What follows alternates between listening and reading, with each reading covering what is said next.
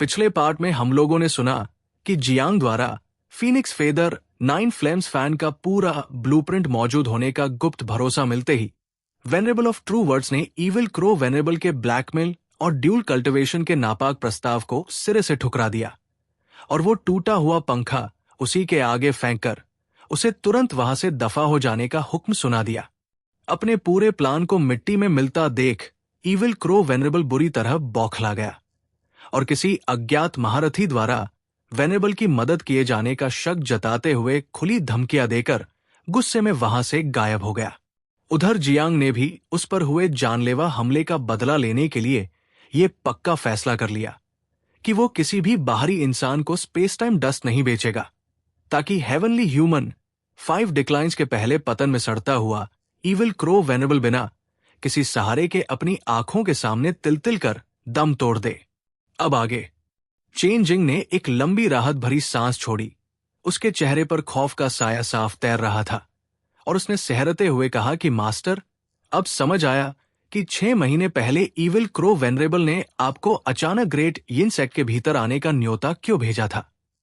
पता चला कि वो उस वक्त से ही हेवनली ह्यूमन 5 डिक्लाइंस के भयानक दौर से गुजर रहा था। ये तो बहुत अच्छा हुआ कि आप उस वक्त वहां नहीं गई, वरना अगर आप उसके इलाके में कदम रख देती तो पूरी तरह उसके खूनी शिकंजे में फंस चुकी होती। ग्रेट यिन सेक्ट का वो यिन कॉर्प सेक्ट पूरे 1000 साल से इस जमीन पर अपनी जड़ें जमाए बैठा था और न जाने इतने लंबे अरसे में उन्होंने अपनी खौफनाक गुफाओं में कितनी अनगिनत यिन कॉर्प्स लाशों को सहेज कर रखा था। ऐसे भयानक नरक में जाकर खुद बोधिसत्व या 10,000 ट्रिब्यूलेशंस होली टेम्पल के वेनरेबल भी अपनी सलामती की गारंटी नहीं दे सकते थे। वेनरेबल ऑफ ट्रू वर्ड्स ने बड़ी बेपरवाही से अपना सिर हिलाया कि उसकी लालच की कोई सीमा नहीं थी, यहां तक कि उसने दम तोड़ते हुए एक खूंखार डेमन मोनार्क पर भी हाथ साफ करने की जुर्रत कर डाली। अगर वो डेमन मोनार्क सचमुच मर गया तो गनीमत है, पर अगर वो किसी तरह बच निकला तो वो अपना खूनी बदला लेने ताइक्सिंग स्टेट जरूर आएगा। इसलिए आगे से उस इविल क्रो वेनरेबल से कोसों दूर रहना, ताकि उसकी बर्बादियों की आग में तुम्हें भी न झुलसना पड़े। चेन जिंग ने झुककर अपनी सहमति जताई, पर तभी उसकी तिरछी नजर बगल में बड़े आराम से खड़े जियांग पर पड़ी और उसके होंठों पर एक बहुत ही कुटिल मुस्कान तैर गई कि मास्टर, अब जब इविल क्रो वेनरेबल यहां से टल चुका है तो क्या हमें इस लड़के को सजा देने का सिलसिला दोबारा शुरू नहीं करना चाहिए। इसने आपके साथ इतनी बदतमीजी की है कि इसे किसी भी सूरत में बख्शा नहीं जा सकता। ये नीच इंसान अब भी जियांग को सबक सिखाने की ताक में लगा हुआ था। वेनरेबल ऑफ ट्रू वर्ड्स ने हल्के से अपनी सहमति में सिर हिलाया कि बिल्कुल सही, अब इस छोकरे से हिसाब चुकता करने का वक्त आ गया है। चेन जिंग, तुम अब यहां से बाहर जा सकते हो। क्या? चेन जिंग ये सुनकर बुरी तरह हक्का बक्का रह गया, क्योंकि वो तो जियांग की शामत आते देखने का इंतजार कर रहा था, पर उसकी मास्टर ने उल्टा उसे ही बाहर जाने का फरमान सुना दिया था कि आखिरकार ये तो महज एक मामूली सेवक जैसा लड़का है, इससे बात करने में मुझसे क्या पर्दा करना। पर मास्टर के सख्त हुक्म के आगे उसकी एक न चली और वो अपने दिमाग में अनगिनत उलझनों को समेटे उस व्हाइट टॉवर से बाहर निकल गया और उस जगह को जियांग और अपनी मास्टर के लिए खाली छोड़ दिया। इधर आओ, वेनरेबल ऑफ ट्रू वर्ड्स ने बहुत ही धीमी और कोमल आवाज में जियांग को पुकारा। जियांग ने पवेलियन के भीतर कदम रखा, उनकी उस दिलकश और खूबसूरत परछाई को देखा और दोनों हाथ जोड़कर झुकते हुए बोला कि सीनियर का बहुत बहुत शुक्रिया, जो आपने थोड़ी देर पहले उस आफत के सामने मेरी ढाल बनकर मुझे बचाया।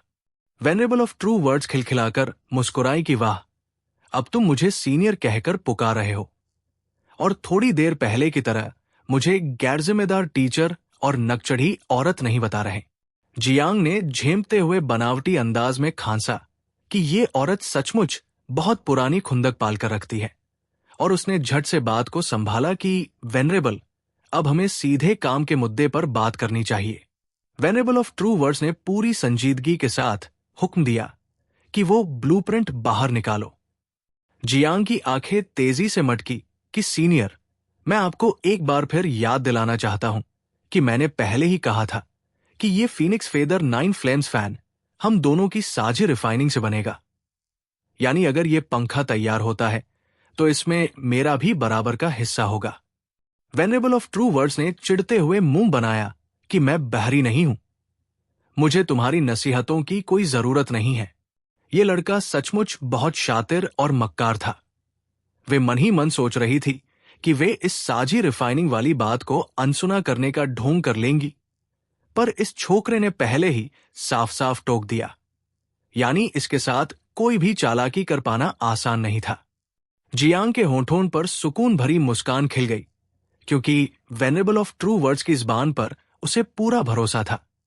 आखिरकार वेनरेबल ऑफ ट्रू वर्ड्स कभी झूठ नहीं बोल सकती थी। उसने बड़े खुशमिजाज अंदाज में उस नया ब्लूप्रिंट को बाहर निकाला और सीधे पत्थर की मेज पर रख दिया। वेनरेबल ऑफ ट्रू वर्ड्स ने उसे अपने हाथों में उठाया और बहुत गहराई से उसकी एक एक बारीकी को परखा, और उनके खूबसूरत चेहरे पर भारी अचरज की चमक दौड़ गई कि यह सचमुच फीनिक्स फेदर 9 फ्लेम्स फैन का बिल्कुल मुकम्मल और असली ब्लूप्रिंट था। उन्होंने इतने सालों से उस टूटे हुए पंखे को अपने पास रखकर उसकी रगरग का मुआयना किया था, जिससे वे उसकी हर एक सामग्री से भली भांति वाकिफ थी, और बरसों की मेहनत से उन्होंने वो सारा सामान पहले ही जमा कर रखा था। इस ब्लूप्रिंट पर दर्ज एक एक सामग्री हूबहू वैसी ही थी जैसी उन्होंने सहज कर रखी थी। यानी अब वे एक बिल्कुल नए और असली फीनिक्स फेदर 9 फ्लेम्स फैन की मालकिन बन सकती थी। उस जानलेवा मुहिम पर निकलने में अब सिर्फ 5 दिन का वक्त बाकी था, और किसी महारथी से इसे रिफाइन करवाकर तैयार करवाने में भी लगभग 5 दिन का ही समय लगने वाला था। यानी वक्त बहुत ही कम था। वे बिना एक पल गवाए तुरंत खड़ी होकर जाने लगी। तभी जियांग ने उन्हें टोकते हुए रोक लिया कि सीनियर, आपने ये तो बताया ही नहीं कि हम इसके हक का बंटवारा किस तरह करेंगे। वेनरेबल ऑफ ट्रू वर्ड्स को तब जाकर होश आया कि उनके साथ इस सौदे में एक पार्टनर भी जुड़ा हुआ था। उन्होंने अपनी भौहें सिकोड़ते हुए पूछा कि तुम इसका बंटवारा किस तरह चाहते हो, क्योंकि अगर उन्होंने फिर से इसे इस्तेमाल करने का हक देने का वादा किया तो क्या आज जैसा ईविल क्रो वेनेबल वाला बखेड़ा कल दोबारा खड़ा नहीं हो जाएगा। जियांग खुद भी इस पेंच में उलझ गया था। जाहिर है कि वो इस दिव्य पंखे को खुद इस्तेमाल करने का पूरा हक चाहता था, पर सामने खड़ी औरत आखिरकार एक वेनरेबल थी जो नश्वर दुनिया की तमाम हदों से परे निकल चुकी थी।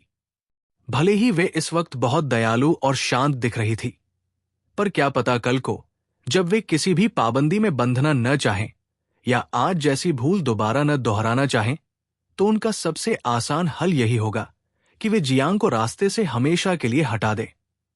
क्योंकि जियांग कोई ईविल क्रो वेनरेबल नहीं था जिसके पास इतनी खूंखार ताकत हो कि वह इस वेनरेबल के दिल में अपना खौफ पैदा कर सके। जियांग को जान से मारना उस वेनरेबल के लिए बाएं हाथ का खेल था, इसलिए किसी आदमखोर बाघ के साथ बैठकर सौदेबाजी करना सरासर बेवकूफी भरा कदम होता। सबसे बेहतरीन रास्ता यही था कि वेनरेबल ऑफ ट्रू वर्ड्स के साथ इस पूरे लेन देन का हमेशा के लिए पक्का हिसाब कर लिया जाए और आगे कभी कोई वास्ता न रखा जाए, ताकि दोनों ही अपनी अपनी जगह चैन की सांस ले सके। अचानक जियांग की आंखें एक नई उम्मीद से चमक उठीं।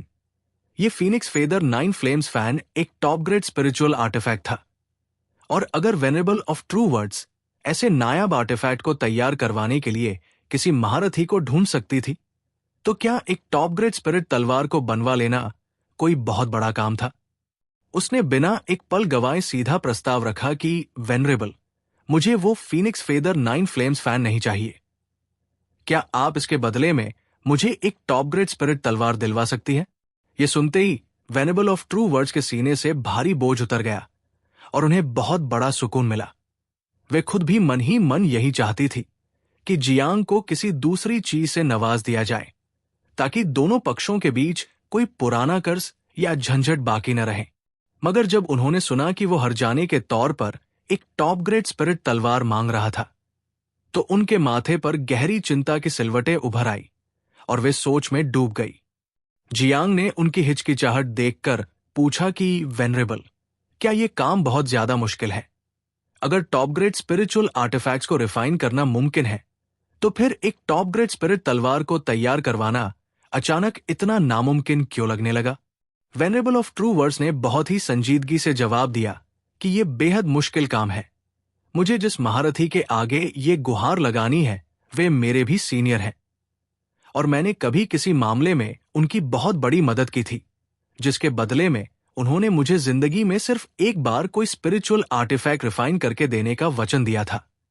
ऐसे में एक अतिरिक्त टॉप ग्रेड स्पिरिट तलवार बनाने के लिए वे शायद ही कभी राजी होंगे। अरे! जियांग अंदर तक दंग रह गया कि जिस शख्स को साक्षात वेनेबल ऑफ ट्रू वर्ड्स भी सीनियर कहकर पुकार रही थी, वो आखिरकार किस दर्जे का महाबली होगा। वेनेबल ऑफ ट्रू वर्ड्स ने उसे ताकते हुए भारी ताज्जुब से पूछा कि क्या तुम्हें सचमुच लगता है कि टॉप ग्रेड स्पिरिचुअल आर्टिफैक्ट्स को तैयार करवाना इतना आसान खेल है? नेसेंट सोल रियल्म के कई दिग्गज साधकों के पास तो लो ग्रेड स्पिरिचुअल आर्टिफैक्ट तक मयस्सर नहीं होते। यहां तक कि डिविनिटी ट्रांसफॉर्मेशन रियल्म और हेवनली स्टेट के कई महारथी भी आज तक मिड ग्रेड स्पिरिचुअल आर्टिफैक्ट से काम चला रहे हैं, और अपने मुफीद कोई टॉप ग्रेड स्पिरिचुअल आर्टिफैक्ट हासिल करना सिर्फ और सिर्फ किस्मत के खेल पर टिका होता है। पर तुम तो टॉप ग्रेड स्पिरिट तलवार ऐसे मांग रहे हो मानो कोई मामूली खिलौना मांग रहे हो। कहीं ऐसा तो नहीं कि तुम्हारे पास पहले से ही स्पिरिचुअल आर्टिफैक्ट्स का कोई अंबार लगा पड़ा है? उनके मन में गहरा शक पैदा हो गया था, क्योंकि उन्होंने आज तक किसी इंसान को टॉप ग्रेड स्पिरिचुअल आर्टिफैक्ट्स के बारे में इतनी बेपरवाही से बात करते नहीं देखा था। यहां तक कि तीनों डिविनिटी ट्रांसफॉर्मेशन के महारथी और बोधिसत्व भी अपनी जुबान से इतनी आसानी से टॉप ग्रेड स्पिरिचुअल आर्टिफैक्ट मांगने की जुर्रत नहीं कर सकते थे। उफ! जियांग एक पल के लिए हक्का बक्का रह गया। उसे अब जाकर एहसास हुआ कि वो लंबे अरसे से ऐशो आराम की जिंदगी जीता आ रहा था और जमीनी हकीकत से थोड़ा कट चुका था। उसके पास खुद कई टॉप ग्रेड स्पिरिचुअल आर्टिफैक्ट्स मौजूद थे, इसीलिए उसने इतनी बेधड़क आवाज में दूसरों के आगे टॉप ग्रेड स्पिरिट तलवार की मांग रखती थी। उसने झेमते हुए बनावटी अंदाज में खांसा कि नेसेंट सोल रियल में नया कदम रखने वाले मुझ जैसे कल के नौसिखिए ने चीजों को बहुत हल्के में ले लिया। आपके सामने अपनी इस नादानी के लिए मैं माफी चाहता हूं। वेनरेबल, कृपया उन सीनियर के सामने इस बात का जिक्र भर कर दीजिएगा, और अगर वे तैयार न हो तो ये जूनियर अपनी बात पर बिल्कुल भी जिद नहीं करेगा। वेनरेबल ऑफ ट्रू वर्ड्स ने धीमे से सिर हिलाया कि ठीक है, अगर वे सीनियर इसे रिफाइन करने से मना कर देते हैं तो मैं तुम्हें किसी दूसरे तरीके से इसका पूरा हर्जाना चुका दूंगी। जियांग ने दोनों हाथ जोड़े और मुस्कुराया कि वेनरेबल, आपका बहुत बहुत शुक्रिया। जियांग के इस सीधे सच्चे और साफ सुथरे अंदाज को देखकर वेनरेबल ऑफ ट्रू वर्ड्स के दिल में उसके लिए बहुत इज्जत और अपनापन जाग उठा। उन्हें यह बात गहराई से छू गई थी कि जब वे सबसे मुश्किल दौर में ईविल क्रो वेनरेबल के हाथों फंसी हुई थी, तब इसी नौजवान ने आगे बढ़कर उनकी लाज और जान दोनों बचाई थी। उन्होंने अपनी हथेली से गुलाबी रंग का एक जादुई कमल का फूल निकाला, जिससे बेहद शुद्ध और अलौकिक स्पेस पावर की दिव्य लहरें फूट रही थी कि ये जान बचाने वाला एक बहुत ही नायाब जादुई खजाना है। इसे मसलते ही तुम एक पल के भीतर पूरे ताइकांग स्टेट की आधी दूरी के बराबर दूर जा गिरोगे। यानी अगर कोई डिविनिटी ट्रांसफॉर्मेशन रियल्म का महाबली भी तुम्हारा खूनी पीछा कर रहा हो, तब भी तुम उसकी पहुंच से बचकर निकल जाओगे। हालांकि इसका उतरने का ठिकाना पूरी तरह अनजान रहेगा। जियांग का दिल मारे खुशी के झूम उठा। ये यकीनन पूरे ताइकांग स्टेट का सबसे ऊंचा और बेजोड़ जीवन रक्षक खजाना था, और अब अगर उसका सामना ईविल क्रो वेनरेबल जैसे किसी भी खूंखार महारथी से हो जाता तो उसे लाचार होकर मौत का इंतजार नहीं करना पड़ता। आपका बहुत बहुत धन्यवाद venerable of true words. Venerable of true words ने सिर हिलाया कि मुझे अब बिना देर किए निकलना होगा।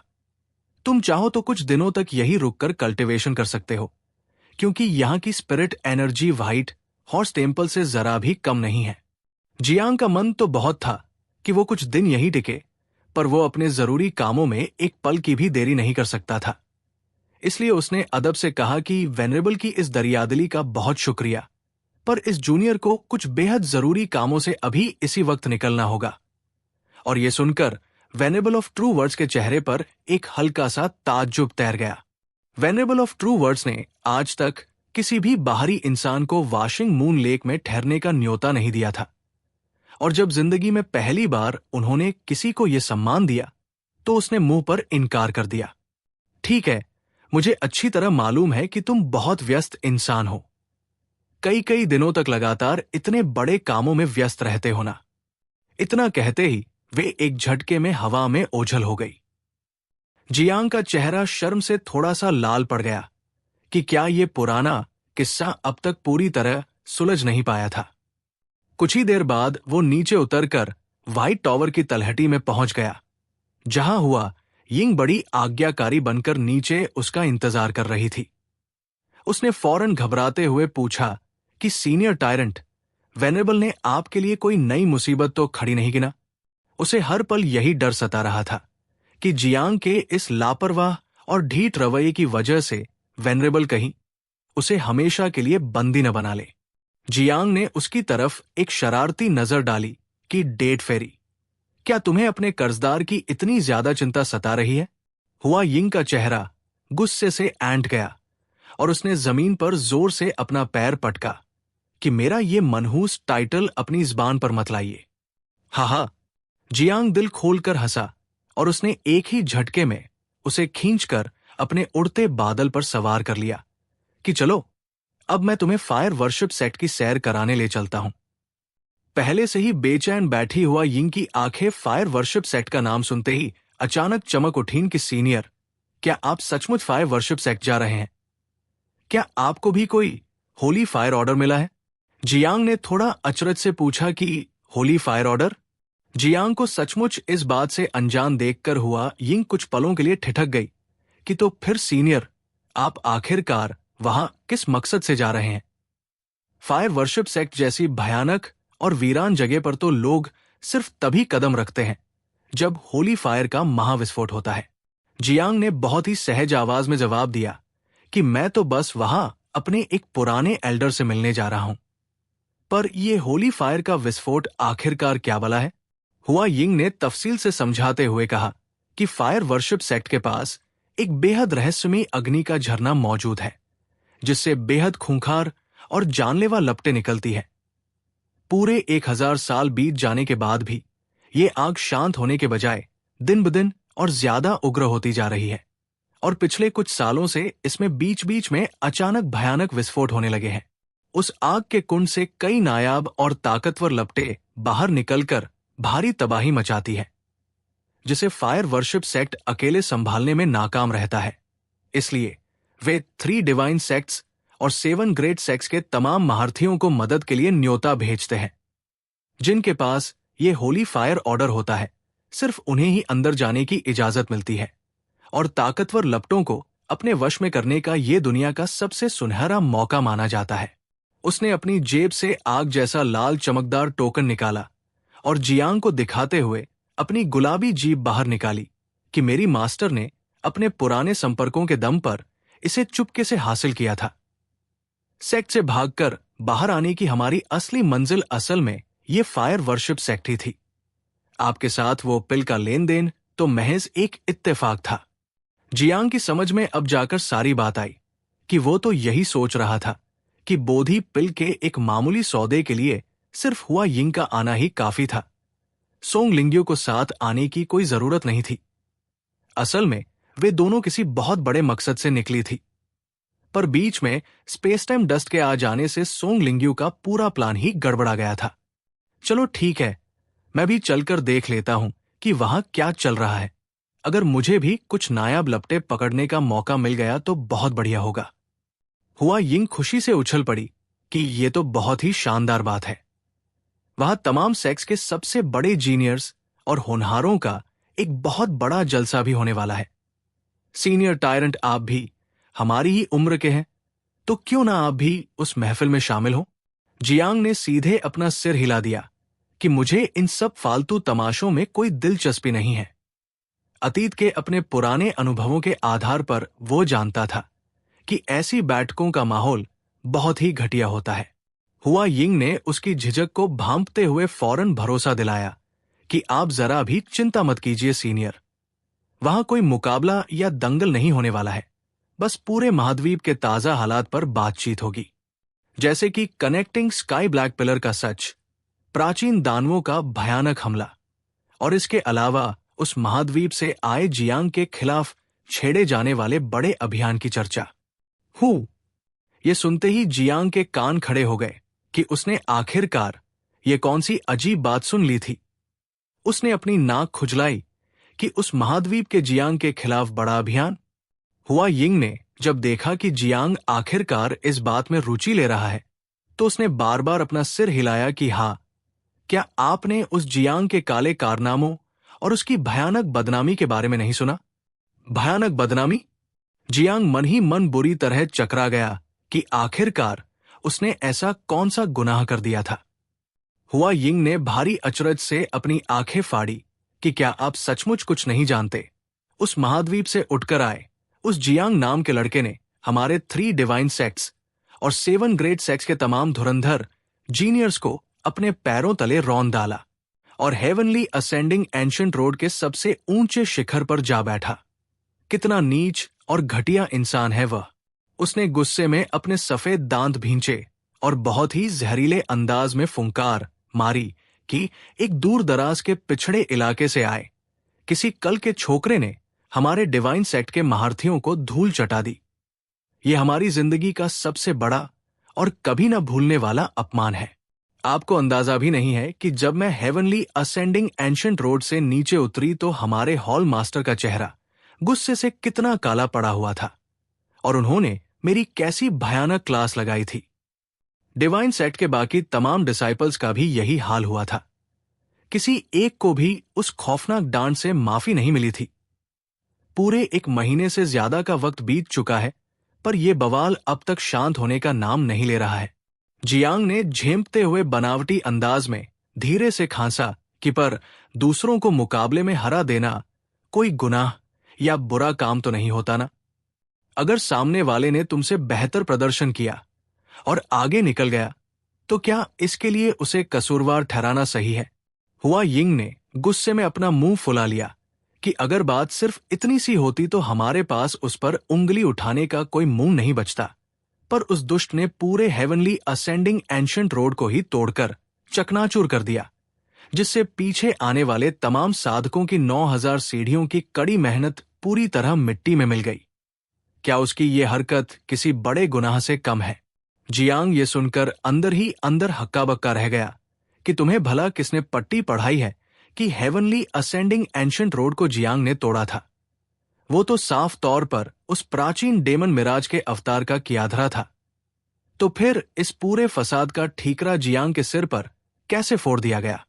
हुआ यिंग ने सीना तानकर दलील दी कि सबसे पहले वही वहां पहुंचा था और उसके ठीक बाद वो प्राचीन रास्ता तबाह हो गया।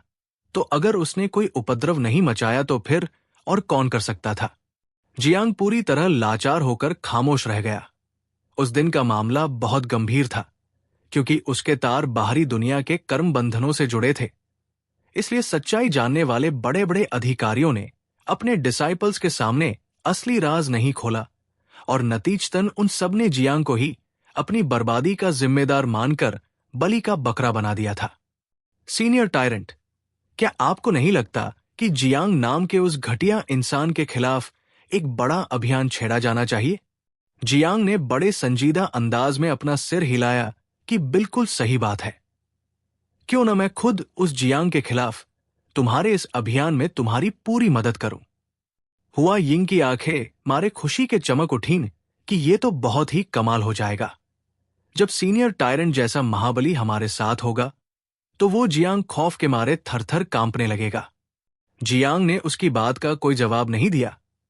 उसने बादल उड़ाने की कमान हुआ यिंग के हाथों में थमा दी और खुद इस खाली वक्त का फायदा उठाकर ब्लैक स्काई आइस की साधना में जुट गया। पिछली बार जब वो इसकी पहली लहर को साध रहा था तो हुआ यिंग की अचानक आई ट्रिब्यूलेशन ने उसके ध्यान को बीच में ही तोड़ दिया था, पर अब उसका पूरा ध्यान इसे मुकम्मल करने पर टिका था, क्योंकि नजदीकी मुठभेड़ के दौरान ये जादुई आंख सचमुच एक बेहद खूंखार और जानलेवा हथियार साबित हुई थी, खास तौर पर तब जब सामने वाला पूरी तरह बेखबर हो। उस सिरदर्द बने हेल बीस्ट जैसे भयानक दैत्य की आंखें भी इस वार से अंधी हो गई थी। और अगर उस वक्त जियांग ने इसकी तीसरी लहर हासिल कर ली होती तो वो शायद एक ही वार में उसकी खोपड़ी उड़ाकर हमेशा के लिए इस आफत का खात्मा कर देता। इसी ख्याल के साथ उसने स्काईरीचिंग मैरो से निकला ब्लड थंडर बाहर निकाला और अपनी साधना को आगे बढ़ाया। आधे दिन की कड़ी मेहनत के बाद जियांग ने इस्तेमाल हो चुके उस ब्लड थंडर को देखा और थोड़ा हैरान हुआ कि दूसरी लहर तक पहुंचने में ही पूरे 7 ब्लड थंडर्स की भारी खपत हो गई थी। ऐसा लगता था कि हेवनली थंडर 6 पार्ट्स के जितने ज्यादा हिस्से साधे जाएंगे उतनी ही ज्यादा बिजली की ताकत की दरकार होगी। जब उसने क्लाउड शैडो को साधा था तो महज बिखरी हुई बिजलियां काफी थी। अंडाइंग ब्लेड के लिए तियानजी पवेलियन मास्टर द्वारा छोड़ी गई बची खुची बिजली से काम चल गया था, पर अब ये 7 ब्लड थंडर्स ट्रिब्यूलेशन के बाद बची बिजली से कई गुना ज्यादा ताकतवर थे और फिर भी वे ब्लैक स्काई आइस को सिर्फ दूसरी लेयर तक ही पहुंचा पाए थे। यानी आगे के आखिरी दौर को मुकम्मल करने के लिए बिजली की कितनी भयानक खपत होगी इसका अंदाजा लगाना भी मुश्किल था। वेनरेबल, हम जल्द ही किंगली माउंटेन के इलाके को पार करने वाले हैं। हुआ यिंग की आवाज ने उसका ध्यान तोड़ा। जियांग ने थोड़ा ताज्जुब से चारों तरफ देखा कि ये kingly mountain venerable of true words के वाशिंग मून लेक के इतने करीब पड़ता है। अगर उसे ठीक से याद था तो मुयिंग और यू तियांदू दोनों इसी किंगली माउंटेन से ताल्लुक रखते थे। ये पूरा इलाका खुले और स्वतंत्र साधकों का गढ़ माना जाता था, जहां हर तरह के लोगों का जमावड़ा लगा रहता था। इनमें ज्यादातर फाउंडेशन एस्टेब्लिशमेंट और कोर फॉर्मेशन रियल्म के साधारण साधक थे, जबकि नेसेंट सोल रियल्म के महारथी यहां न के बराबर थे। और अगर कोई इक्का दुक्का था भी तो वो अपने बिल्कुल शुरुआती दौर में था। बूम! तभी अचानक किंगली माउंटेन की आखिरी पहाड़ी के छोर से आग की एक विशाल और खौफनाक लपट आसमान की तरफ उठी। बादलों को छूते ही वो चारों दिशाओं में भयानक धमाके के साथ फट पड़ी और खून जैसी सुर्ख लाल आग का एक विशाल सैलाब पूरे आसमान पर फैल गया। उसके रास्ते में जो कुछ भी आया वो पलक झपकते ही जलकर राख हो गया। यहां तक कि उस झुलसा देने वाली तपिश से खाली आसमान में भी काली बारीक दरारें खिंचने लगी। हुआ यिंग का रंग मारे डर के उड़ गया, क्योंकि उस आग का भयानक झटका उसकी एक एपर्चर नेसेंट सोल की बर्दाश्त से कहीं बाहर था। उसने बदवास होकर अपने बादल को नीचे की तरफ गोता लगवाया, पर आग की रफ्तार बहुत तेज थी। जब साफ दिख रहा था कि वो आग का दरिया उन दोनों को जिंदा निगलने ही वाला है, तभी हुआ यिंग की पीठ के पीछे से वैसी ही खून जैसी सुर्ख लाल आग की एक पावन धारा बाहर निकली और उसने एक विशाल सुरक्षात्मक कमल के फूल का रूप लेकर उन दोनों को अपने भीतर महफूज कर लिया। ये जियांग की अपनी असुरा कार्मिक फायर थी। वो तूफानी खूनी लहर जैसे ही असुरा कार्मिक फायर से टकराई। वो खुद ब खुद किनारे हटकर आगे निकल गई। ये चमत्कारी और अलौकिक नजारा देखकर हुआ यिंग की आंखें फटी की फटी रह गई कि सीनियर टायरेंट, ये आखिरकार क्या है? जियांग का चेहरा पूरी तरह शांत और गंभीर बना रहा और वो बिना कुछ बोले खामोश रहा। जैसे ही आग का वो खूनी बवंडर शांत हुआ, जियांग ने अपने बादल को सीधे उस जगह की तरफ मोड़ दिया जहां से वो भयानक लपट फूटी थी। उस पूरी पहाड़ी को चीरती हुई आग ने 1000 फीट चौड़ा विशाल और भयानक काला गड्ढा बना दिया था, जिसके नीचे जमीन में दफन एक बहुत बड़ा और प्राचीन अंडरग्राउंड महल साफ नजर आ रहा था। और जियांग ने अपनी आंखें सिकोड़कर देखा कि इस वीरान जगह पर आखिरकार असुरा फ्लेम्स का इतना बड़ा विस्फोट कैसे हो गया था। जियांग के दिमाग में तुरंत उस क्यू यिशिंग का ख्याल कौंध गया, जिसने मुयिंग और बाकी साथियों को अपने वश में करके समंदर पार तियानजी पवेलियन तक का सफर तय करवाया था। तो क्या मुयिंग और उसके साथियों का सामना इसी भूमिगत महल की खोजबीन के दौरान क्यू यिशिंग से हुआ था? जियांग की आंखें तेजी से मटकी और उसने अपने उड़ते बादल को सीधे नीचे उतार लिया। भले ही क्यू यिशिंग पहले ही मारा जा चुका था, पर उसके जिंदा रहने को लेकर जियांग के मन में अब भी एक बहुत बड़ा सवाल बना हुआ था कि उसके जमाने के बाकी तमाम असुरा सेक्ट के लोग तो कब के मर चुके थे, तो फिर वो अकेला कैसे बचा रह गया था? क्योंकि 3 एपर्चर्स वाला एक साधारण असुरा 1000 साल के लंबे वक्त की मार को कभी नहीं झेल सकता था। यानी इस गहरे राज का जवाब इसी महल के सीने में दफन था। महल के भीतर पहुंचते ही चीख पुकार मची हुई थी कि मु यिंग, जल्दी भागो यहां से, मैं इन्हें रोकता हूं। वो पूरा भूमिगत महल तहस-नहस होकर ढह चुका था और उसके मलबे के बीच रहस्यमयी खूनी पानी से भरा एक विशाल क्रिस्टल का ताबूत बाहर निकल आया था, जिसके चारों तरफ किंगली माउंटेन के आवारा साधकों की जली हुई राख बिखरी पड़ी थी। मु यिंग का पूरा जिस्म आग में झुलसकर मांस के लोथड़े में बदल चुका था और उसका दाया हाथ जलकर राख हो गया था। वो कोर फॉर्मेशन की 9वीं लेयर वाले अपने एक अंकल के पीछे छुपकर जमीन पर बिखरी अपने साथियों की राख को भारी दुख और गुस्से से देख रही थी कि अंकल, मैं आपको छोड़कर कहीं नहीं जाऊंगी और इनके खिलाफ आखिरी सांस तक लड़ूंगी। दरअसल जब से वे लोग क्यू यिशिंग के मारे जाने के बाद किंगली माउंटेन वापस लौटे थे, उनके दिलों में इस भूमिगत महल को लेकर लालच दोबारा जाग उठा था और अपनी हिफाजत के लिए उसने कोर फॉर्मेशन की 9वीं लेयर वाले अपने इस अंकल को भी साथ ले लिया था। इस बार उनकी तलाश पूरी तरह कामयाब रही थी और उन्होंने वो जादुई ताबूत खोज निकाला था जिसमें कभी क्यू यिशिंग बंद रहा था। उस खूनी पानी की नायाब ताकत का अंदाजा इसी बात से लगाया जा सकता था जिसने क्यू यिशिंग के जिस्म को 1000 साल तक बिना सड़े बिल्कुल तरोताजा रखा था। मगर किसी ने सपने में भी नहीं सोचा था कि उनकी इस गुप्त मुहिम पर किंगली माउंटेन के सबसे बड़े आवारा साधकों के गिरोह यानी व्हाइट बोन अलायंस की गिद्ध नजरें गड़ी हुई थी। जैसे ही मु यिंग और उसके साथी बेखबर हुए, दुश्मनों ने यहां के जानलेवा जाल को सक्रिय करके बाकी सभी साथियों को पलक झपकते ही मौत के घाट उतार दिया। सिर्फ वह और उसके अंकल ही ऐन वक्त पर सतर्क होकर अपनी जान बचाने में कामयाब रहे थे। पर यह राहत महज चंद पलों की थी, क्योंकि सामने कुल 7 खूंखार दुश्मन खड़े थे और वे सातों के सातों कोर फॉर्मेशन की 9वीं लेयर के महारथी थे।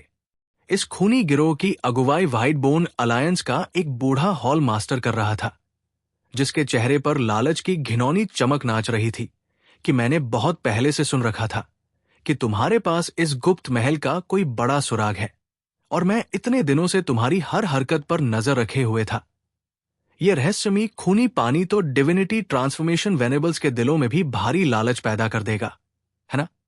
मु यिंग की नफरत भरी आंखों को देखकर उस बूढ़े के चेहरे पर वहशीपन छा गया और उसने अपनी उंगली का इशारा करते हुए हुक्म दिया कि इन दोनों को खत्म कर दो। यहां की खबर किसी भी हाल में बाहर नहीं जानी चाहिए। हुक्म मिलते ही कोर फॉर्मेशन की 9वीं लेयर वाले 6 खूंखार साधक एक साथ टूट पड़े। मु यिंग और उसके जख्मी अंकल भला 7 दिग्गजों के आगे कितनी देर टिक पाते। महज 3-4 हमलों के भीतर ही दोनों लहूलुहान होकर जमीन पर आ गिरे और मु यिंग का दूसरा हाथ भी तलवार के वार से कटकर अलग हो गया। ठीक उसी पल एक बर्फीली काली तलवार उसकी गर्दन उड़ाने के लिए तेजी से आगे बढ़ी। मु यिंग ने भारी निराशा में अपनी आंखें मूंद ली कि अगर उसे ऐसा हश्र पता होता तो वो तियानजी पवेलियन में ही रुक जाती। हजारों मील का सफर तय करके लौटना महज दुश्मन के जाल में फंसने के लिए हुआ था और जब उसके तमाम साथी मारे जा चुके थे तो उसके अपने जीने का भी कोई मकसद नहीं बचा था। पर जब वो अपनी मौत का इंतजार कर रही थी, तभी एक काली परछाई बिजली की फुर्ती से उसके आगे आकर खड़ी हो गई।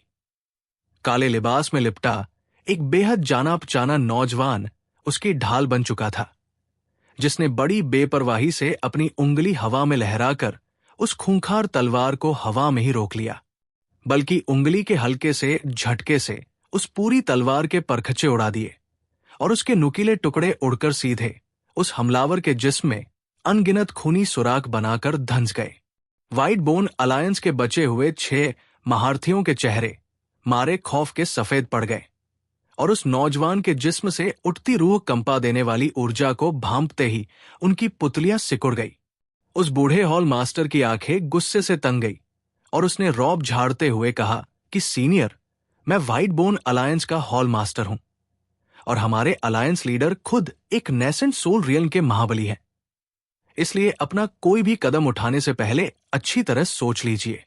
उस काले लिबास वाले नौजवान ने धीमे से सिर हिलाया कि मैं तुम्हारे ही शब्दों को दोहराना चाहता हूं कि यहां की खबर किसी भी हाल में बाहर नहीं जानी चाहिए। इतना कहकर उसने अपनी उंगलियां चटकाई और 6 दहकते हुए सुर्खलाल कमल के फूल हवा में तैरते हुए सीधे उन दुश्मनों की तरफ लपके।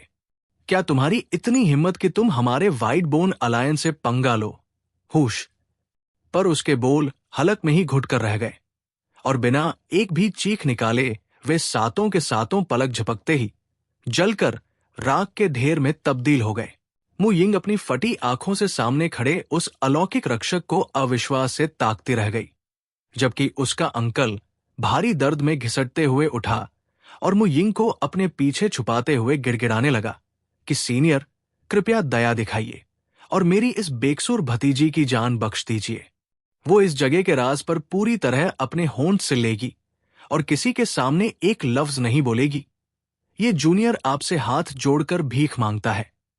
उसने जमीन पर घुटने टेकने की कोशिश की, पर एक अदृश्य और रहस्यमयी रूहानी ताकत ने उसे बीच हवा में ही संभाल लिया।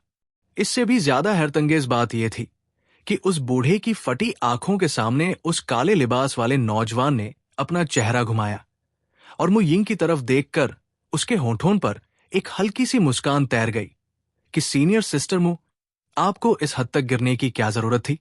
सिस्टर, उस अंकल की बूढ़ी आंखें भारी अचरज से फैल गई और उसने मुड़कर अपने पीछे खड़ी मु यिंग को ताका कि ये नेसेंट सोल रियल्म का महाबली आखिरकार उसकी भतीजी को सीनियर सिस्टर कहकर क्यों पुकार रहा था।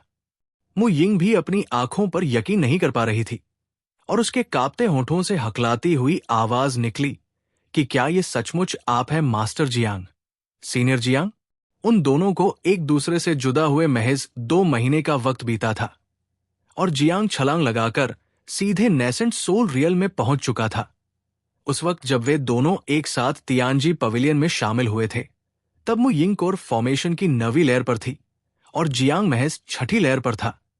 आज वो खुद अभी उसी 9वीं लेयर पर अटकी थी, जबकि जियांग साक्षात नेसेंट सोल का सीनियर महारथी बन चुका था। यानी किस्मत का ये फासला देखकर किसी के भी सीने से गहरी आन निकल जाती। जियांग ने मु यिंग के चारों तरफ जमीन पर बिखरी राख के ढेरों को देखा और धीमे से सांत्वना दी कि तुम्हारे साथियों के लिए मुझे बहुत अफसोस है।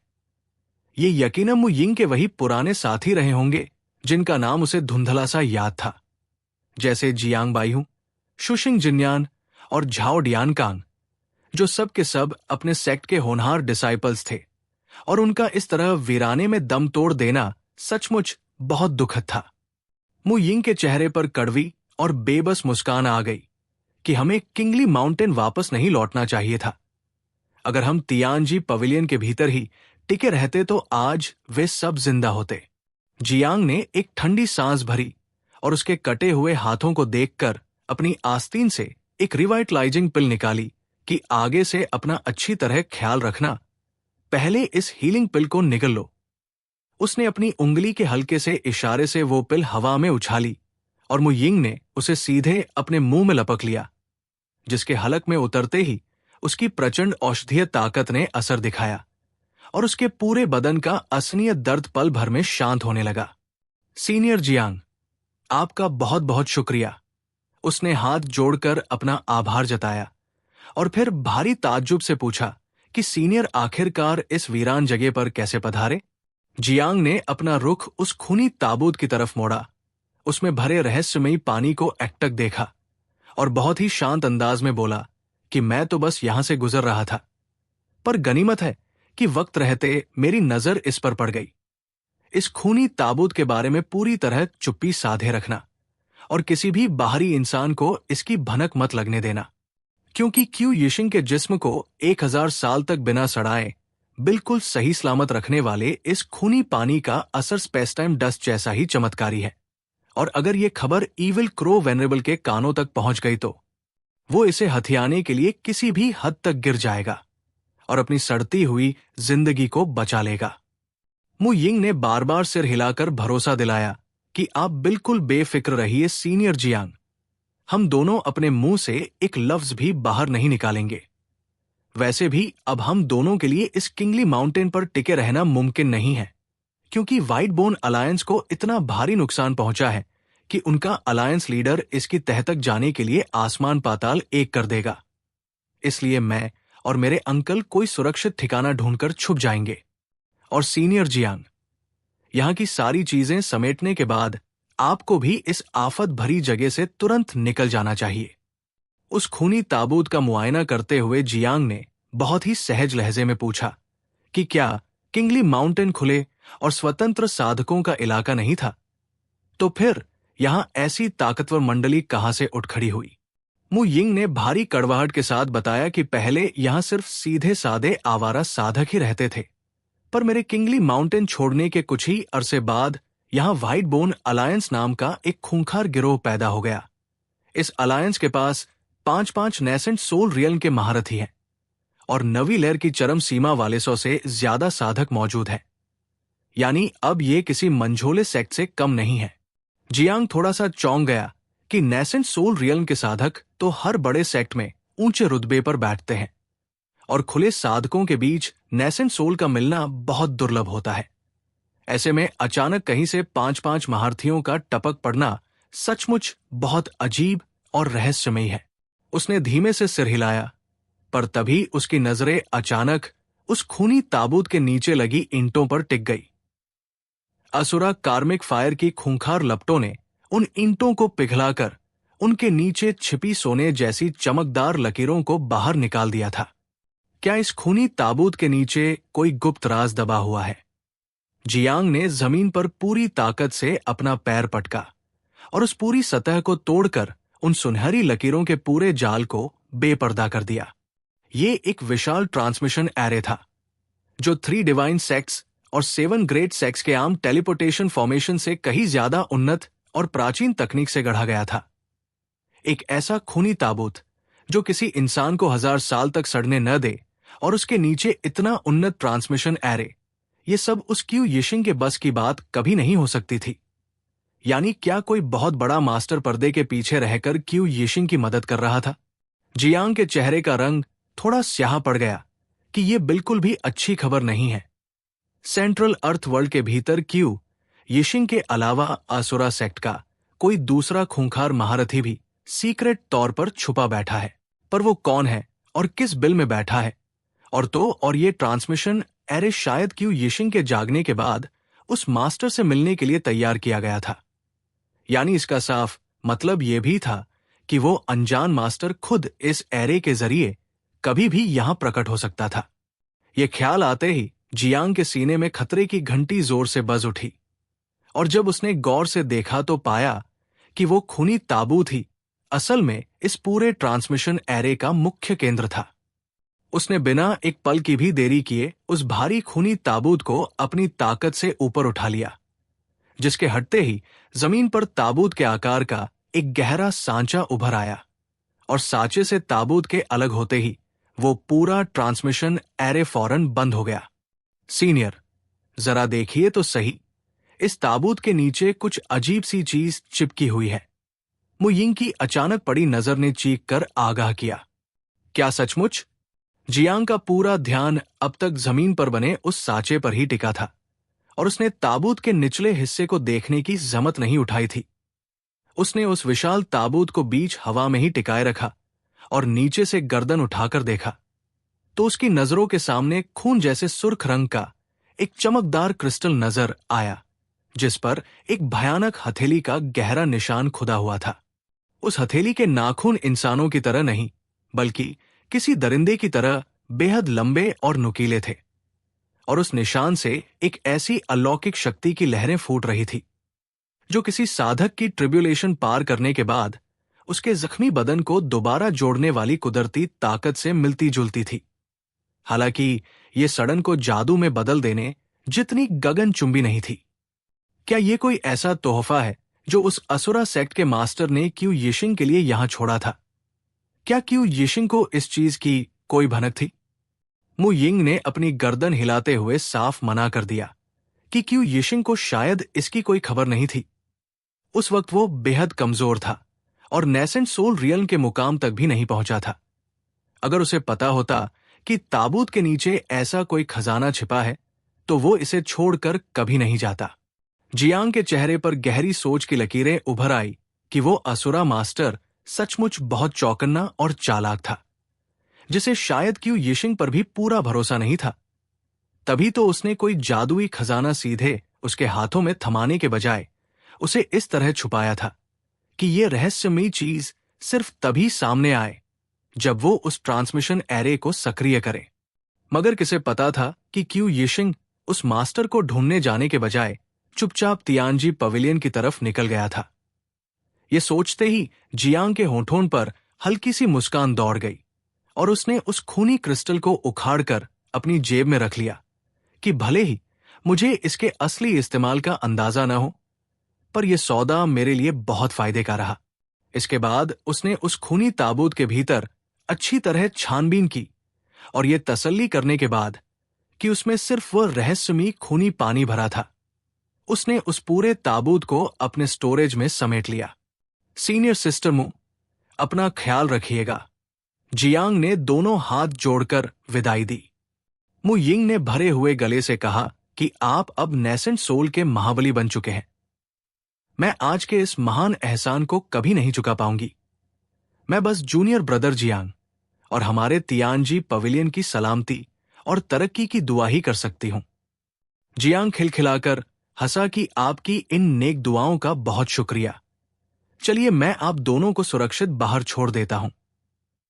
उसने उन दोनों को संभाला और हवा में छलांग लगाते हुए किंगली माउंटेन की सीमा से बाहर एक सुरक्षित जगह पर पहुंचाकर विदा ले ली। मु यिंग दूर जाते हुए जियांग की पीठ को एकटक ताकती रह गई और उसके दिल में एक अजीब सा खालीपन उतर आया कि कभी उसका जूनियर रहा ये साथी आज साक्षात सीनियर महारथी बन चुका था। उसके अंकल ने धीरे से उसके कंधे को थपथपाया कि किसी नेसेंट सोल रियल्म के महाबली के साथ ऐसे करीबी ताल्लुकात होना ही अपने आप में ऐसी किस्मत है जिस पर दुनिया का हर साधक रश करे। इसलिए अपनी सोच को थोड़ा बड़ा रखो। मु यिंग ने एक गहरी सांस भरी कि आप बिल्कुल सच कह रहे हैं। मुझे तो गर्व होना चाहिए कि ऐसा महान साधक कभी मेरा जूनियर ब्रदर था और महज 2 महीनों में नेसेंट सोल हासिल कर लेना यह साबित करता है कि उसका भविष्य कितना उज्जवल है। तभी अंकल को कुछ याद आया और वे बुदबुदाए कि मैंने हाल ही में सुना था कि कुछ लोग किंगली माउंटेन पर आकर पूछताछ कर रहे थे कि क्या किसी ने यहां ताजा ट्रिब्यूलेशन पार की है। सीनियर जियांग ने भी अभी हाल ही में ट्रिब्यूलेशन झेली है, तो क्या वे लोग सीनियर जियांग की तलाश में भटक रहे थे? पर फिर उन्होंने अपना सिर झटक दिया कि शायद ऐसा इत्तेफाक नहीं हो सकता, क्योंकि हेवनली असेंडिंग एंशंट रोड के बाद कई नामी जीनियर्स ने नेसेंट सोल में छलांग लगाई है, इसलिए किसी का सीनियर जियांग को ढूंढना मुमकिन नहीं लगता। उधर जियांग वापस लौटकर हुआ यिंग से जा मिला और दोनों ने फायर वर्शिप सेक्ट की तरफ अपना सफर दोबारा शुरू कर दिया। जब हुआ यिंग ने देखा कि जियांग ने उस भूमिगत महल के बारे में एक शब्द भी नहीं कहा, तो उसने भी बड़ी समझदारी दिखाते हुए कोई सवाल नहीं पूछा और चुपचाप आगे उड़ती रही। जियांग ने इस शांति का फायदा उठाकर अपनी साधना को आगे बढ़ाया। उसने सैंडकिंग माउंटेन का वह जेड टैलिस्मैन बाहर निकाला और उस पर चमकती ट्रू स्पिरिट के खून की पावन बूंदों को देखकर उसकी आंखों में एक तीव्र लालसा जाग उठी। यह खून उसकी तीसरी अभिव्यक्ति को छोटे स्तर पर मुकम्मल करने के लिए काफी था, पर ट्रू स्पिरिट के खून से उकेरा गया यह जेड टैलिस्मैन अपने आप में बहुत ही दुर्लभ आर्टिफैक्ट था, इसलिए इसे खुरचकर साधना में झोंक देना उसे थोड़ा सा नुकसानदेह लगा। तभी उसकी नजर उस टैलिस्मैन के नीचे लिखे एक गुप्त परिचय पर पड़ी और उसे पढ़ते ही उसकी पुतलियां अचरज से फैल गई। इस हिडन स्पिरिट टैलिस्मैन को सक्रिय करते ही इंसान पूरी तरह अदृश्य हो सकता था। इस कदर की साक्षात डिविनिटी ट्रांसफॉर्मेशन रियल्म के महारथियों के लिए भी उसकी मौजूदगी को पकड़ पाना नामुमकिन हो जाता। जियांग की आंखें खुशी से दमक उठीं। उसने आज तक जो सबसे बेहतरीन अदृश्य होने वाला टैलिस्मैन इस्तेमाल किया था वो हाई ग्रेड डस्टलेस टैलिस्मैन था, जिसे सिर्फ नेसेंट सोल के साधक नहीं देख पाते थे और उसकी ऊर्जा भी खत्म हो चुकी थी। पर यह नया हिडन स्पिरिट टैलिस्मैन तो सीधे डिविनिटी ट्रांसफॉर्मेशन के महारथियों की नजरों में भी धूल झोंकने का दम रखता था। अगर भविष्य में उसका सामना किसी डिविनिटी ट्रांसफॉर्मेशन रियल्म के महारथी के खूंखार इरादों से दोबारा हुआ, तो ये हिडन स्पिरिट टैलिस्मैन यकीनन उसकी जान बचाने का सबसे बड़ा और अचूक कवच साबित होने वाला था। थोड़ी देर गहराई से सोचने के बाद उसने उस ट्रू स्पिरिट के खून को खुरचकर अपने तीसरे रूप को साधने का विचार फिलहाल के लिए टाल दिया, क्योंकि अगर वो तीसरा रूप बड़ी सफलता के साथ मुकम्मल हो भी जाता तब भी वो किसी डिविनिटी ट्रांसफॉर्मेशन के महाबली के सामने उसकी हिफाजत करने के लिए नाकाफी रहता, जबकि सामने मौजूद ये हिडन स्पिरिट टैलिस्मैन उसे साक्षात मौत के जबड़े से निकाल लाने की पूरी ताकत रखता था। उसने बेहद खुशमिजाज अंदाज में उस अनमोल खजाने को बड़े नाजों से अपने स्टोरेज में महफूज कर लिया, और चूंकि वो इस वक्त अपने शरीर के रिफाइनमेंट पर ध्यान नहीं दे सकता था, तो उसने सैंड किंग माउंटेन की उस प्रसिद्ध सोल सीक्रेट टेक्निक को साधने का मन बना लिया। उसने बैनिश्ड इमॉर्टल ड्रंक के उस कागज को बाहर निकाला, जिसकी साधना करने का ख्वाब वो ईस्ट सी के दिनों से ही देख रहा था, और आज आखिरकार उस पुरानी ख्वाहिश को पूरा करने की शुभ घड़ियां पहुंची थी। इसलिए उसने बिना एक पल की भी देरी किए तुरंत उसकी गहराइयों को समझना शुरू कर दिया। तकरीबन आधा दिन बीत जाने के बाद वे दोनों उड़ते हुए आखिरकार फायर वर्शिप सेक्ट की सरहदों पर जा पहुंचे। जहां तक नजरें जा सकती थी, वो पूरी विशाल धरती वीरान और बंजर पड़ी थी, जिस पर घास का एक तिनका तक नहीं उग रहा था। विशालकाय ज्वालामुखी पहरेदारों की तरह सीना ताने खड़े थे, और उनसे निकलता घना काला धुआं पूरे आसमान को अपनी जद में ले रहा था। चारों तरफ से तपती हुई खूंखार गर्म हवाओं के थपेड़े उठ रहे थे, जहां जिंदगी का कोई नामो निशान तक नहीं बचा था। और साधना में लीन जियांग भी उस भयानक तपिश के झोंकों से झटके से अपनी नींद से जाग उठा। फॉगेट गॉड स्पेल की पुरानी बुनियाद होने के कारण उसके लिए इस बैनिश्ड इमॉर्टल ड्रंक को साधना बहुत ही आसान साबित हुआ था, और अब वो चुटकी बजाते ही इस तकनीक का वार दाग सकता था, जिससे अपनी से कम सोल पावर वाले किसी भी साधक को वो तुरंत गहरी बेहोशी में धकेल सकता था, और जिनकी सोल पावर उससे 3 दर्जे ऊपर तक थी, उन पर भी इसका गहरा असर होना तय था। यही असली वजह थी कि उस दिन हिल बीस्ट के वार ने जियांग को हिला दिया था, क्योंकि सामने वाला 4 एपर्चर्स वाला नेसेंट सोल महारथी था, जिसके आगे जियांग की 3 एपर्चर्स वाली नेसेंट सोल की रूहानी ताकत उस वक्त पूरी तरह टिक नहीं सकी थी। जियांग ने धीरे से अपनी आंखें खोली और सामने फैली उस खौफनाक वीरान जमीन को देखकर थोड़ा ताज्जुब जताया कि ताइकांग स्टेट का ये पूर्वी इलाका आखिरकार इस कदर बर्बाद कैसे हो गया। क्या ये सब फायर वर्शिप सेक्ट के उस अग्नि कुंड की वजह से हुआ है? ये नजारा मानो किसी प्राचीन महाप्रलय की खूनी दास्तान बयां कर रहा था। हुआ यिंग ने अपने नेसेंट सोल की ताकत को सक्रिय करके उस जानलेवा गर्मी के दबाव को रोका और अपनी भौहें सिकोड़ते हुए बोली कि ऐसा नहीं है, उस अग्नि कुंड ने आज तक ऐसी कोई तबाही नहीं मचाई है।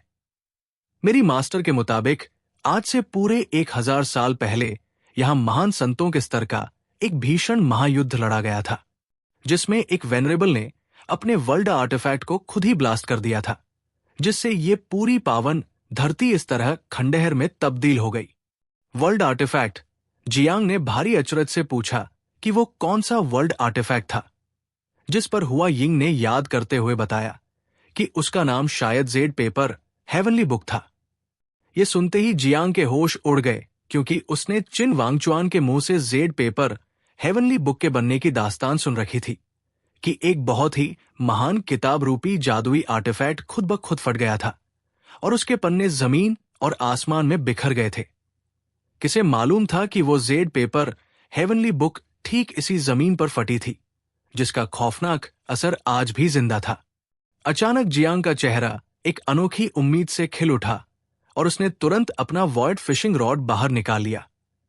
चूंकि ये वही जगह थी जहां वो दिव्य किताब फटी थी, तो उसके ज्यादातर पन्ने यकीनन इसी आसपास के इलाके में बिखरे पड़े होंगे, और सही वक्त पर पूरा एक दिन बीत जाने की वजह से अब वो अपने वॉइड फिशिंग रॉड को 3 बार इस्तेमाल कर सकता था। अगर किस्मत ने साथ दिया और वो किसी एक पन्ने को भी खींच लाया तो जेड पेपर हेवनली बुक के दम पर उसकी सोल पावर अगले मुकाम पर पहुंच जाएगी। और फिर चाहे बैनिश्ड इमॉर्टल ड्रंक हो, सोल शॉकिंग स्टैब हो या सोल कैप्चरिंग लॉक, इन सभी तकनीकों की ताकत एक नए गगनचुंबी स्तर पर पहुंच जाएगी। इसलिए उसने बिना देर किए पूरी उम्मीद के साथ अपना पहला कांटा हवा में फेंक दिया। ठीक उसी वक्त फायर वर्शिप सेट की उस तपती धरती पर एक विशालकाय ज्वालामुखी के नीचे 4 रहस्यमयी लोग खड़े थे, जिनके चेहरों पर कुटिल मुस्कान नाच रही थी। अगर जियांग वहां मौजूद होता तो वो उनमें से 3 को एक ही नजर में पहचान लेता, जिनमें जियांगशान फर्स्ट क्लास बिल्डिंग का ओनर और वाइस बिल्डिंग ओनर गू शामिल थे, जबकि बाकी दोनों यिन ची के काले घेरे से घिरे थे, जिनमें से एक खुद ग्रेट यिन सेक्ट का मास्टर था और दूसरा फेंग युआन सेक्ट का वही जीनियस था जिसे जियांग ने हेवनली असेंडिंग एंशंट रोड पर देखा था, जो अब एक एपर्चर नेसेंट सोल को पार करके सेकंड स्टेज नेसेंट सोल के मुहाने पर खड़ा था और किसी भी पल उस रुकावट को तोड़कर आगे निकल सकता था। हाँ, सचमुच मानना पड़ेगा Jiangshan first class building owner, आपकी जासूसी और जानकारी की सटीकता का दुनिया में कोई सानी नहीं है। ग्रेट यिन सेक्ट मास्टर अपने हाथ में जेड पेपर हेवनली बुक को थामे हुए था और उसके चेहरे पर एक बहुत ही चौड़ी और कुटिल मुस्कान फैली हुई थी। भले ही उसके बदन के इर्द गिर्द तैरती यिन ची काफी पतली पड़ चुकी थी, उसके जिस्म पर आग की लपटों से झुलसने के काले निशान साफ दिखाई दे रहे थे और उसके ठीक बगल में नेसेंट सोल रियन की कई इन कॉप्स लाशें जलकर खाक पड़ी थी। मगर ये सब भी उसके चेहरे की बेपनाह खुशी को छुपाने में नाकाम था। Jiangshan first class building owner ने भी अपने हाथ में दूसरी जेड पेपर हेवनली बुक को थाम रखा था और उसने मन सी मुस्कान के साथ गहरी सांस भरी कि मेरा फैसला बिल्कुल सही साबित हुआ जब मैंने पहले जियांगशान फर्स्ट क्लास बिल्डिंग के तमाम कारोबार को रोककर अपना पूरा ध्यान इस जेड पेपर हेवनली बुक की तलाश पर लगा दिया था।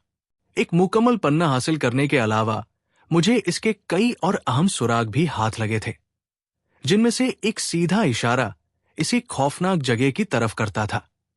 किसे मालूम था कि हमें यहां एक साथ 2-2 जेड पेपर हेवनली बुक मिल जाएंगी, जो आपके और मेरे बीच बिल्कुल बराबर बंट गई और दोनों ही पूरी तरह संतुष्ट हो गए।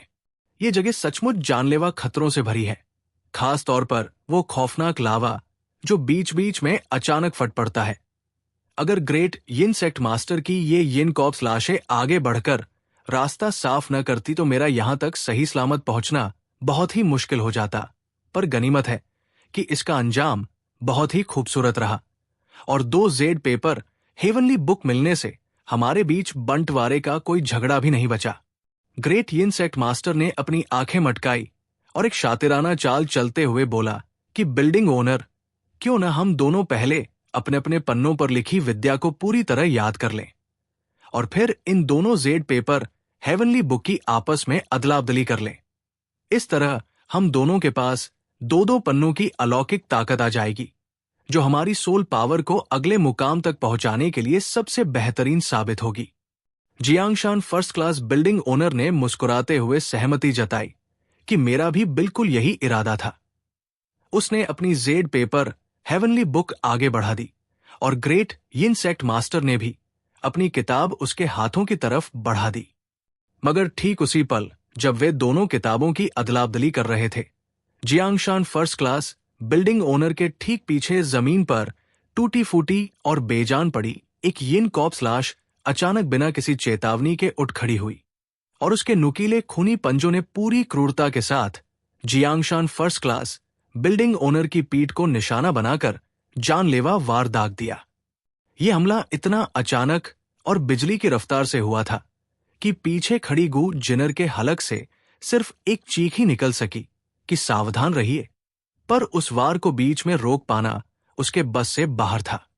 ग्रेट यिन सेक्ट मास्टर के होठों के कोने पर एक बेहद मक्कार और जहरीली मुस्कान खिल उठी। जाहिर था कि उसका असली इरादा दोनों जेड पेपर हेवनली बुक पर अकेले कब्जा जमाने का था। इसीलिए उसने पहले से ही ये खूनी जाल बिछा रखा था, जहां एक नेसेंट सोल की लाश को जख्मी होने का नाटक करवाकर बाकी लाशों के बीच छुपा दिया था, ताकि मौका मिलते ही वो बेखबर बिल्डिंग ओनर की पीठ में छुरा घूम सके। सनसनाहट। पर किसे पता था कि बिना मुड़े ही Jiangshan first class building owner की हथेली से अचानक 1000 फीट लंबी थंडर तलवार बाहर निकल आएगी। उसने बिना पीछे देखे हवा में एक खूंखार कट लगाया और उस नेसेंट सोल रियल्म की यिन कॉर्प्स लाश की सारी यिन ची पलक झपकते ही छिन्न भिन्न हो गई। उसका पूरा जिस्म कोयले की तरह झुलसकर सीधे उबलते हुए लावे के कुंड में जा गिरा और राख बनकर हमेशा के लिए मिट गया। Jiangshan first class building owner ने बड़ी शांति से उसके हाथ से वो जेड पेपर हेवनली बुक छीन ली और ग्रेट यिन सेक्ट मास्टर के उस सनपड़ चुके चेहरे की तरफ देखकर बहुत ही ठंडे अंदाज में बोला कि अगर मेरे पास तुम्हारी इन यिन कॉर्प्स लाशों का काल मौजूद न होता तो भला मैं किसी आदमखोर बाघ के साथ हाथ मिलाने और तुम्हें यहां साथ लाने की हिमाकत कैसे करता। असल बात यह थी कि Jiangshan first class building owner शुरुआत से ही ग्रेट यिन सेक्ट मास्टर की नीयत को लेकर पूरी तरह चौकन्ना था, क्योंकि एक मंझे हुए व्यापारी के तौर पर उसकी सतर्कता आम लोगों की सोच से कहीं ज्यादा पैनी थी।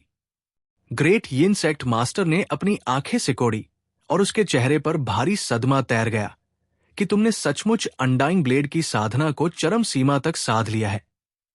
10,000 ट्रिब्यूलेशंस होली टेम्पल को इसकी भनक तक नहीं लगी। वो अंदर तक हिल चुका था कि Jiangshan first class building owner ने अपने इस राज को इतनी गहराई में छुपा कर रखा था। इस तकनीक को साधने में बरसों का लंबा वक्त लगता है और फिर भी उसने इसे दुनिया की नजरों से पूरी तरह ओझल रखा था, जिससे किसी को कानो कान खबर नहीं थी कि वो अनडाइंग ब्लेड का इतना बड़ा उस्ताद था। Jiangshan first class building owner के चेहरे पर एक हल्की सी रहस्यमयी मुस्कान बिखर गई कि क्या इसमें हैरान होने जैसी कोई बात है। तमाम डिवाइन सेक्स की कल्टीवेशन तकनीकों की कालाबाजारी मेरी इसी जियांगशान फर्स्ट क्लास बिल्डिंग के जरिए होती आई है, तो भला इस बिल्डिंग का मालिक होने के नाते मेरे लिए किसी एक तकनीक को हासिल कर लेना कितना मुश्किल काम हो सकता है। क्या तुम्हें यकीन होगा अगर मैं ये कह दूं कि मुझे तुम्हारे अपने ग्रेट यिन सेक्ट की कल्टीवेशन तकनीक का भी पूरा ज्ञान है? ग्रेट यिन सेक्ट मास्टर का चेहरा बुरी तरह उतर गया और उसके भाव पूरी तरह डाम वाडोल हो गए। उसने Jiangshan first class building owner के हाथों में चमकती उस जेड पेपर हेवनली बुक को बहुत ही लालची नजरों से देखा, पर चारों तरफ खौलते हुए भयानक लावे को देखकर उसके कदम वही ठिठक गए, क्योंकि अगर वे दोनों यहां आपस में भिड़ते तो लावे का भड़कना तो महज एक छोटी सी बात होती, पर उस भयंकर टकराव से ये पूरा ज्वालामुखी टूटकर गिर पड़ता और वे दोनों हमेशा के लिए इस जमीन के नीचे जिंदा दफन हो जाते, जो किसी भी लिहाज से बहुत भारी सौदा साबित होता। उसने तुरंत अपने चेहरे के बदलते रंग को छुपा लिया और ठाका मारते हुए बोला कि मैं तो बस मजाक कर रहा था, इतना घबराने की जरूरत नहीं है। चलिए हम बाकी बातचीत बाहर निकलकर आराम से करेंगे। गू जिनर ने गुस्से में अपने दांत पीसे और चुपके से रूहानी संदेशा भेजा कि बिल्डिंग ओनर, इस शख्स की नीयत में भारी खोट है, हमें इनके साथ बाहर नहीं निकलना चाहिए। Jiangshan first class building owner के चेहरे के भाव टस से मस नहीं हुए कि एक बार बाहर निकलते ही इनके साथ खूनी जंग होना तय है। तुम बस फेंग युआन सेक्ट वाले उस लड़के पर कड़ी नजर रखना, बाकी ग्रेट यिन सेक्ट मास्टर से निपटने के रास्ते मेरे पास मौजूद है। गू जिनर ने धीमे से सिर हिलाया और नफरत से फुंकार मारी कि सबसे बेहतरीन तो ये होगा कि हम उसकी भी जेड पेपर हेवनली बुक छीन ले, ताकि इन धोखेबाजों के हाथ सिर्फ राख ही लगे। Jiangshan first class building owner ने धीमे से सिर झटका कि यह बहुत मुश्किल काम है। एक बार कोई चीज ग्रेट यिन सेक्ट मास्टर के पंजों में चली जाए तो पूरे ताइकांग स्टेट के भीतर उसे छीनने का दम बहुत कम लोगों में होता है। तभी वो अचानक बोलते बोलते बिल्कुल खामोश हो गया। उसकी आंखें फटी की फटी रह गई और वो अविश्वास से ग्रेट यिन सेक्ट मास्टर की ठीक पीठ के पीछे घूरने लगा। गू जिनर की नजर भी जैसे ही उस तरफ पड़ी, उसकी आंखें मारे सदमे के फैल गई और उसका नन्हा मुंह खुला का खुला रह गया, मानो उसने साक्षात कोई खौफनाक भूत देख लिया हो। ग्रेट यिन सेक्ट मास्टर ने उन दोनों के चेहरों पर उड़े इस अजीब खौफ को फौरन ताड़ लिया और उसने अपनी आंखें सिकोड़ी कि क्या मेरी पीठ के पीछे कोई बला खड़ी है, या फिर तुम दोनों मुझे चकमा देने के लिए ये झूठा नाटक रच रहे हो? फेंग युआन सेक्ट के उस जीनियस ने तुरंत पीछे मुड़कर देखा और वो बुरी तरह हक्का बक्का रह गया। उसकी चीख निकल गई कि सेक्ट मास्टर, आपके ठीक पीछे का शून्य फट चुका है और अंतरिक्ष में भयानक दरार खिंच गई है। क्या? ये सुनते ही ग्रेट यिन सेक्ट मास्टर के रोंगटे खड़े हो गए और वो बदहवास होकर पूरी ताकत से एक तरफ कूद गया। शून्य का इस तरह फटना किसी भयानक कयामत से कम नहीं था, क्योंकि शून्य के सीने को चीरना तो किसी वेनरेबल के बस की बात भी नहीं थी। हालांकि वो अपनी जान बचाकर छलांग लगाने में तो कामयाब रहा, पर हड़बड़ाहट में उसके हाथ की पकड़ ढीली पड़ गई और उसकी मुट्ठी में कसी वो जेड पेपर हेवनली बुक किसी रहस्यमयी ताकत ने एक झटके में छीन ली। उसने पीछे मुड़कर देखा तो पाया कि सोने का एक चमकदार कांटा उस जेड पेपर हेवनली बुक को अपने नुकीले सिरे में फंसाकर खींच रहा था। नहीं, मेरी जेड पेपर हेवनली बुक। वो पागलों की तरह आगे लपका और उसे वापस झपटने की नाकाम कोशिश की, मगर वो सुनहरी हुक उस जेड पेपर हेवनली बुक को समेटे उसी शून्य की दरार के भीतर समाकर गायब हो गया। जैसे ही वो दरार हमेशा के लिए बंद हुई, ग्रेट यिन सेक्ट मास्टर हवा में सिर्फ खाली हाथ ही मारता रह गया। भारी सदमे और गुस्से से कांपते हुए उसने तुरंत पलटकर Jiangshan first class building owner को शक की तीखी नजरों से घूरा, पर सामने खड़ा बिल्डिंग ओनर खुद इस खौफनाक मंजर को देखकर कांप रहा था कि मेरी तरफ ऐसे मत देखिए, इस तिलिस्म से मेरा कोई लेना देना नहीं है।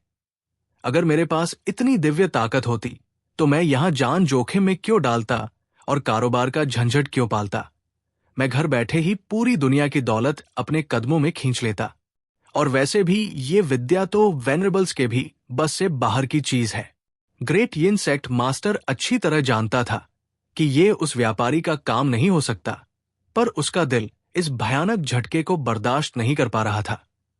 उसने अपनी जान की बाजी लगाकर यहां कदम रखा था। इतनी नेसेंट 16 लाशों की आहुति देकर उस जेड पेपर हेवनली बुक को हासिल किया था, और कोई अज्ञात शिकारी रहस्यमयी तरीके से हवा में कांटा फेंककर उसकी नाक के नीचे से उसे चुरा ले गया था। वो गुस्से में उस अनजान चोर की 7 पुश्तों को गालियां बकने ही वाला था, पर यह तरीका इतना अलौकिक और विचित्र था कि उसे डर सताने लगा कि कहीं ये किसी छिपे हुए महाबली का खेल न हो। इसलिए वो कड़वा घूंट पीकर खामोश रह गया। बेबसी और गुस्से में जलते हुए उसने Jiangshan first class building owner के हाथ में बची दूसरी किताब को घूरा और भारी मन से बोला कि चलो ऊपर चलते हैं। Jiangshan first class building owner ने अपनी आंखें सिकोड़ी, उस जेड पेपर हेवनली बुक को अपने स्पेस स्टोरेज में छुपाया और चौकनी नजरों से देखते हुए बोला कि हमें तुरंत यहां से निकलना चाहिए, ये जगह बहुत मनहूस है। उधर दूसरी तरफ जियांग ने 2 बार खाली कांटा खींचने के बाद चिढ़कर अपना सिर पकड़ लिया कि लगातार 2 बार खाली हाथ लगा। कहीं ऐसा न हो कि ये तीसरा और आखिरी कांटा भी खाली ही लौट आए। अगर ऐसा हुआ तो आज की पूरी मेहनत बेकार चली जाएगी। उसने सोचा था कि हर बार कुछ न कुछ हाथ लगेगा, पर लगातार 2 बार खाली जाने से उसकी उम्मीदें टूटने लगी थी। तभी अचानक उसकी कलाई पर एक भारी खिंचाव महसूस हुआ। जियांग का चेहरा मारे खुशी के खिल उठा कि कुछ फंसा है। उसने पूरी ताकत से डोर को खींचा और एक धुंधली पावन रोशनी से जगमगाता जेड का पन्ना हवा को चीरता हुआ बाहर निकल आया। जियांग ने उसे लपक कर थामा, गौर से देखा और खुशी से झूम उठा कि यह सचमुच वही जेड पेपर हेवनली बुक है। कुदरत के इस अनमोल तोहफे और ऊपर वाले की इस असीम कृपा का बहुत बहुत शुक्रिया। बगल में खड़ी हुआ वांग की आंखें मारे अचरज के फटी की फटी रह गई कि क्या ऐसा होना भी मुमकिन है। जेड पेपर हेवनली बुक जैसी दुर्लभ चीज, जिसके लिए साक्षात डिविनिटी ट्रांसफॉर्मेशन वेनेबल्स दर दर भटक रहे हैं, उसे जियांग ने महज 3 कांटे फेंककर हवा से ही खींच निकाला। ये तो किसी चमत्कार से भी बढ़कर था। बूम! तभी अचानक दुनिया के सुदूर छोर से एक बहुत ही भारी धमाका गूंज उठा और उसी पल नेसेंट सोल रियल्म की भयानक रूहानी ऊर्जा का भीषण विस्फोट चारों तरफ फैलने लगा। जियांग ने अपनी आंखें सिकोड़ी और बिना एक पल गवाए उस जेड पेपर हेवनली बुक को अपने स्टोरेज में समेटते हुए कहा कि आगे नेसेंट सोल रियल्म के महारथियों के बीच खूनी जंग चल रही है। हमें इस बवाल से दूर रहना चाहिए और इसमें टांग अड़ाने की कोई जरूरत नहीं है। हुआ यिंग ने तुरंत सहमति में सिर हिलाया और अपने बादल को मोड़कर उस रास्ते से बचने की कोशिश करने लगी। उसे जियांग का यह समझदारी भरा अंदाज बहुत पसंद आया कि जहां तक हो सके खतरे से बचो और किसी के बहते कीचड़ में बेवजह पैर मत डालो, क्योंकि ऐसे चौकन्ने इंसान के साथ रहना ही सबसे ज्यादा महफूज था। मगर हुआ यिंग का रंग तब उड़ने लगा जब उसने देखा कि वो भयानक जंग एक जगह टिकने के बजाय तेजी से आगे बढ़ रही थी और इत्तेफाक से सीधे उन्हीं की दिशा में खिंची चली आ रही थी। हुआ यिंग ने कई बार अपने रास्ते का रुख बदला, पर आखिरकार आसमान के सीने पर वे दोनों सीधे उस खूनी घमासान के आमने सामने आ खड़े हुए। उसने बदहवास होकर धुंध का एक पर्दा अपने चेहरे पर ओढ़ लिया और जियांग ने भी बिजली की कड़कती ऊर्जा को अपने पूरे बदन पर लपेटकर बड़ी चौकन्नी नजरों से उन लोगों को ताकना शुरू किया। करीब पहुंचने पर साफ दिखा कि वहां 4 नेसेंट सोल महारथियों के बीच जानलेवा महासंग्राम छिड़ा हुआ था। उनमें से 2 महाबली बहुत ही खूंखार थे और उनके जिस्म से उठती नेसेंट सोल की रूहानी तरंगे किसी के भी रोंगटे खड़े करने के लिए काफी थी, जबकि बाकी दोनों उनके मुकाबले काफी कमजोर थे। जब दोनों पक्षों की दूरी थोड़ी और कम हुई तो जियांग ने उन चेहरों को साफ पहचाना और बुरी तरह चौंक गया कि ये तो खुद Jiangshan first class building owner और वाइस बिल्डिंग ओनर गू थे और उनकी हालत बहुत ही खस्ता नजर आ रही थी। Jiangshan first class building owner की कल्टीवेशन सामने वाले के मुकाबले साफ तौर पर कमजोर पड़ रही थी और वो लगातार पीछे धकेला जा रहा था। उधर गू जिनर अपनी खूंखार बैंगनी आग के दम पर सामने वाले पर हावी तो थी, पर इस पूरी जंग की असली बाजी बिल्डिंग ओनर की जीत हार पर ही टिकी थी। अगर वो मात खा जाता तो गू जिनर का भी इस खूनी शिकंजे से जिंदा बच निकलना नामुमकिन हो जाता।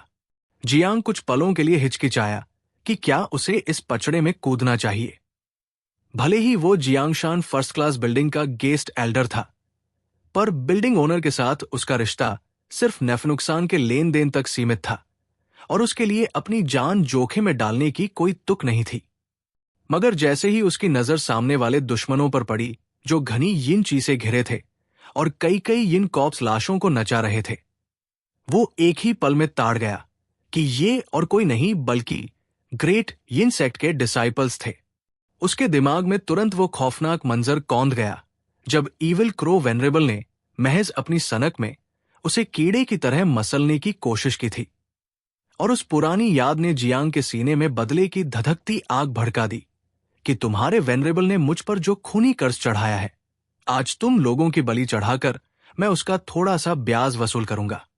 उसने बिना एक पल की भी देरी किए सीधे उस खूनी मैदान में छलांग लगा दी और दहाड़ लगाई कि जियांगशान फर्स्ट क्लास बिल्डिंग का गेस्ट एल्डर यहां अपने बिल्डिंग ओनर की मदद के लिए आ पहुंचा है। जियांगशान फर्स्ट क्लास बिल्डिंग के नाम का सहारा लेकर बदला चुकाना सबसे मुफीद चाल थी, ताकि कल को अगर ग्रेट यिन सेक्ट बदले की आग में पागल होकर पलटवार करे तो उसका आधा बोझ ये जियांगशान फर्स्ट क्लास बिल्डिंग अपने कंधों पर झेल ले। Jiangshan first class building owner एक पल के लिए सन्न रह गया कि इस वीरान बंजर जमीन पर आखिरकार मेरा अपना बंदा कहां से टपक पड़ा, और उसके मन में गहरा शक पैदा हुआ। पर पीछे खड़ी गू जिनर ने तुरंत जियांग को पहचान लिया और खुशी से चिल्लाई कि बिल्डिंग ओनर, ये हमारे टायरेंट गेस्ट एल्डर हैं, ये हमारे अपने साथी हैं। ये सुनते ही बिल्डिंग ओनर की जान में जान आई और उसने राहत की सांस भरी कि टायरेंट भाई, आपका बहुत बहुत शुक्रिया। आप जल्दी से वाइस बिल्डिंग ओनर गू का हाथ बंटाइए और उस फेंग युआन सेक्ट वाले छोकरे को दबोच लीजिए। मगर जियांग का फेंग युआन सेक्ट के उस मामूली प्यादे से उलझने का कोई मूड नहीं था, क्योंकि अगर उसे हाथ साफ ही करना था तो वो सीधे सबसे बड़े आदमखोर पर वार करने वाला था। बिल्डिंग ओनर, मौके पर चौका मारिए। जियांग ने बहुत ही धीमी और तीखी आवाज में चेतावनी दी और उसी पल पूरी ताकत से अपना सोल कैप्चरिंग लॉक सीधे ग्रेट यिन सेक्ट मास्टर की रूह पर दाग दिया। यिन कॉप्स लाशों को नचा रहे ग्रेट यिन सेक्ट मास्टर की आत्मा एक झटके में पूरी तरह सुन्न पड़ गई। भले ही उसने पलक झपकते ही उस रूहानी बेड़ी को झटक कर तोड़ दिया, पर महाबलियों के ऐसे महायुद्ध में महज एक पल की भी बेपरवाही मौत का पैगाम बन जाती थी। बिल्डिंग ओनर की आंखों में जीत की चमक कौंध उठी। उसे नहीं पता था कि जियांग ने कौन सा जादू चलाया था, पर वो समझ गया कि सामने वाला एक पल के लिए पूरी तरह बेबस हो चुका था, और उसने तुरंत उस चूक का फायदा उठाते हुए अपनी 5 एपर्चर्स वाली पूरी नेसेंट सोल ताकत को समेटकर अंडाइंग ब्लेड का एक खूनी वार हवा में लहरा दिया। ठीक उसी मोड़ पर जियांग ने भी अपना अंतिम वार खोला। उसका अंडाइंग ब्लेड, वो 15,000 फीट लंबा विशालकाय अंडाइंग ब्लेड, जो सफेद और खून जैसी सुर्ख लाल बिजलियों से लिपटा हुआ पूरे आसमान को चीरता हुआ आगे बढ़ा। अरे! बिल्डिंग ओनर के हाथ हवा में ही ठिठक गए। उसने एक नजर अपने हाथ में थामी उस छोटी सी तलवार पर डाली और फिर जियांग के उस 15,000 फीट लंबे प्रलयंकारी अंडाइंग ब्लेड को देखा, तो उसे ऐसा लगा मानो जियांग के हाथ में असली तलवार थी और उसके अपने हाथ में बच्चों का कोई खिलौना। क्या यह मुमकिन था कि जिस अंडाइंग ब्लेड को साधने में उसने अपनी आधी जिंदगी खपा दी थी, वो कोई नकली और 2 कौड़ी की टेक्निक थी? दिमाग में हजारों उलझनों के तूफान के बीच भी उसके हाथ की तलवार खुद ब खुद आगे बढ़ गई। उधर ग्रेट यिनसेक्ट मास्टर ने जैसे ही खुद को उस रूहानी जकड़न से आजाद किया और अपने जिस्म पर काबू पाया, तो आसमान में छाए उस खौफनाक मंजर को देखकर उसकी चीख निकल गई कि ये आखिरकार क्या बला है। उसने बदहवास होकर अपने चारों तरफ फैली यिनची को समेटा और आसमान की तरफ उठते 2 विशालकाय खूनी पंजों का रूप देकर उस मौत के वार को रोकने के लिए हवा में उछाल दिया, चीर डाला। जियांग के अंडाइंग ब्लेड ने हवा में लहराते हुए उस घनी यिनची को पलक झपकते ही 2 टुकड़ों में काट दिया, और ठीक उसी मोड़ पर बिल्डिंग ओनर के 5 एपर्चर्स वाले नेसेंट सोल की ताकत से लैस अंडाइंग ब्लेड ने सीधे ग्रेट यिनसेक्ट मास्टर के सीने पर खूनी वार दाग दिया। आह! एक भयानक चीख के साथ ग्रेट यिनसेक्ट मास्टर का जिस्म चीरता हुआ वार लगा। मांस के लोथड़े उड़ गए और उसके अंदरूनी अंगों को भारी चोट पहुंची, जिससे उसके हलक से ताजा खूनी फव्वारा फूट पड़ा। जियांग ने बेताबी से चीखते हुए टोका कि बिल्डिंग ओनर, आपने अपना हाथ क्यों रोक लिया? इतनी बड़ी फर्स्ट क्लास बिल्डिंग के पास दुश्मन का काम तमाम करने का कोई अचूक हथियार न हो, यह नामुमकिन है, तो भला महज 5 एपर्चर्स नेसेंट सोल के एक मामूली वार पर आपने उसे जिंदा कैसे छोड़ दिया? बिल्डिंग ओनर ने जियांग की बात को पूरी तरह अनसुना कर दिया और बर्फ जैसी ठंडी नजरों से ग्रेट यिनसेक्ट मास्टर को घूरते हुए बोला कि क्या तुम इस जंग को आगे भी जारी रखना चाहते हो? ग्रेट यिनसेक्ट मास्टर ने बेहद चौकनी और खौफजदा नजरों से जियांग को देखा और तुरंत अपने कदम पीछे खींचते हुए सुरक्षित दूरी बना ली। वो रूह को जड़ बना देने वाली रहस्यमयी तकनीक सचमुच बहुत डरावनी थी, और वो 15,000 झांग लंबा विशालकाय अंडाइंग ब्लेड जो उसकी यिनची को मक्खन की तरह चीर गया था, क्या वो कोई मजाक था? आखिरकार इसे अंडाइंग ब्लेड कहते हैं। भारी बेबसी और चिढ़ में उसने अपने दांत भींचे, हवा में छलांग लगाई और फेंग युआन सेक्ट के उस लड़के को अपनी गिरफ्त में लेकर बिजली की तेजी से पीछे हट गया। जाने से पहले उसने जियांग पर नफरत भरी खूंखार नजर डाली कि टायरेंट, यही नाम है ना तुम्हारा? मैं तुम्हें अच्छी तरह याद रखूंगा। जियांग ने नाक सिकोड़ते हुए हुंकार भरी कि बिल्डिंग ओनर, क्या हमें इनका पीछा करके इन्हें यही मौत के घाट नहीं उतार देना चाहिए? इसे इस तरह भागने देना तो बहुत बड़ी रियायत होगी। जियांग शान फर्स्ट क्लास बिल्डिंग ओनर ने गहरे अचरज से जियांग की तरफ देखा कि मुझे ऐसा क्यों लग रहा है कि मेरे मुकाबले तुम्हारे सीने में बदले की आग कहीं ज्यादा धधक रही है। वो खुद ग्रेट यिनसेक्ट मास्टर के साथ कोई आर पार की जंग नहीं लड़ना चाहता था, पर यह टायरेंट तो हर हाल में सामने वाले का खून बहाने पर तुला हुआ था, मानो उसकी कोई बहुत पुरानी खानदानी रंजिश हो। जियांग का चेहरा एक पल के लिए झेम से सख्त पड़ गया और उसने तुरंत बात बनाई कि वो तो बस मैंने अपने बिल्डिंग ओनर को मुश्किल में घिरते देखा तो मेरा खून खौल उठा। मैं बस थोड़ा सा ज्यादा जज्बाती हो गया था। जियांग शान फर्स्ट क्लास बिल्डिंग ओनर ने इस बात की गहराई में जाने के बजाय एक तसल्ली भरी सांस ली कि ये तुम्हारी बदौलत ही मुमकिन हो पाया, वरना मुझे अपने कुछ जानलेवा गुप्त दाव खोलने पड़ते, जिससे ये खजाना हथियाने की मामूली झड़प एक कभी न खत्म होने वाली खूनी दुश्मनी में बदल जाती।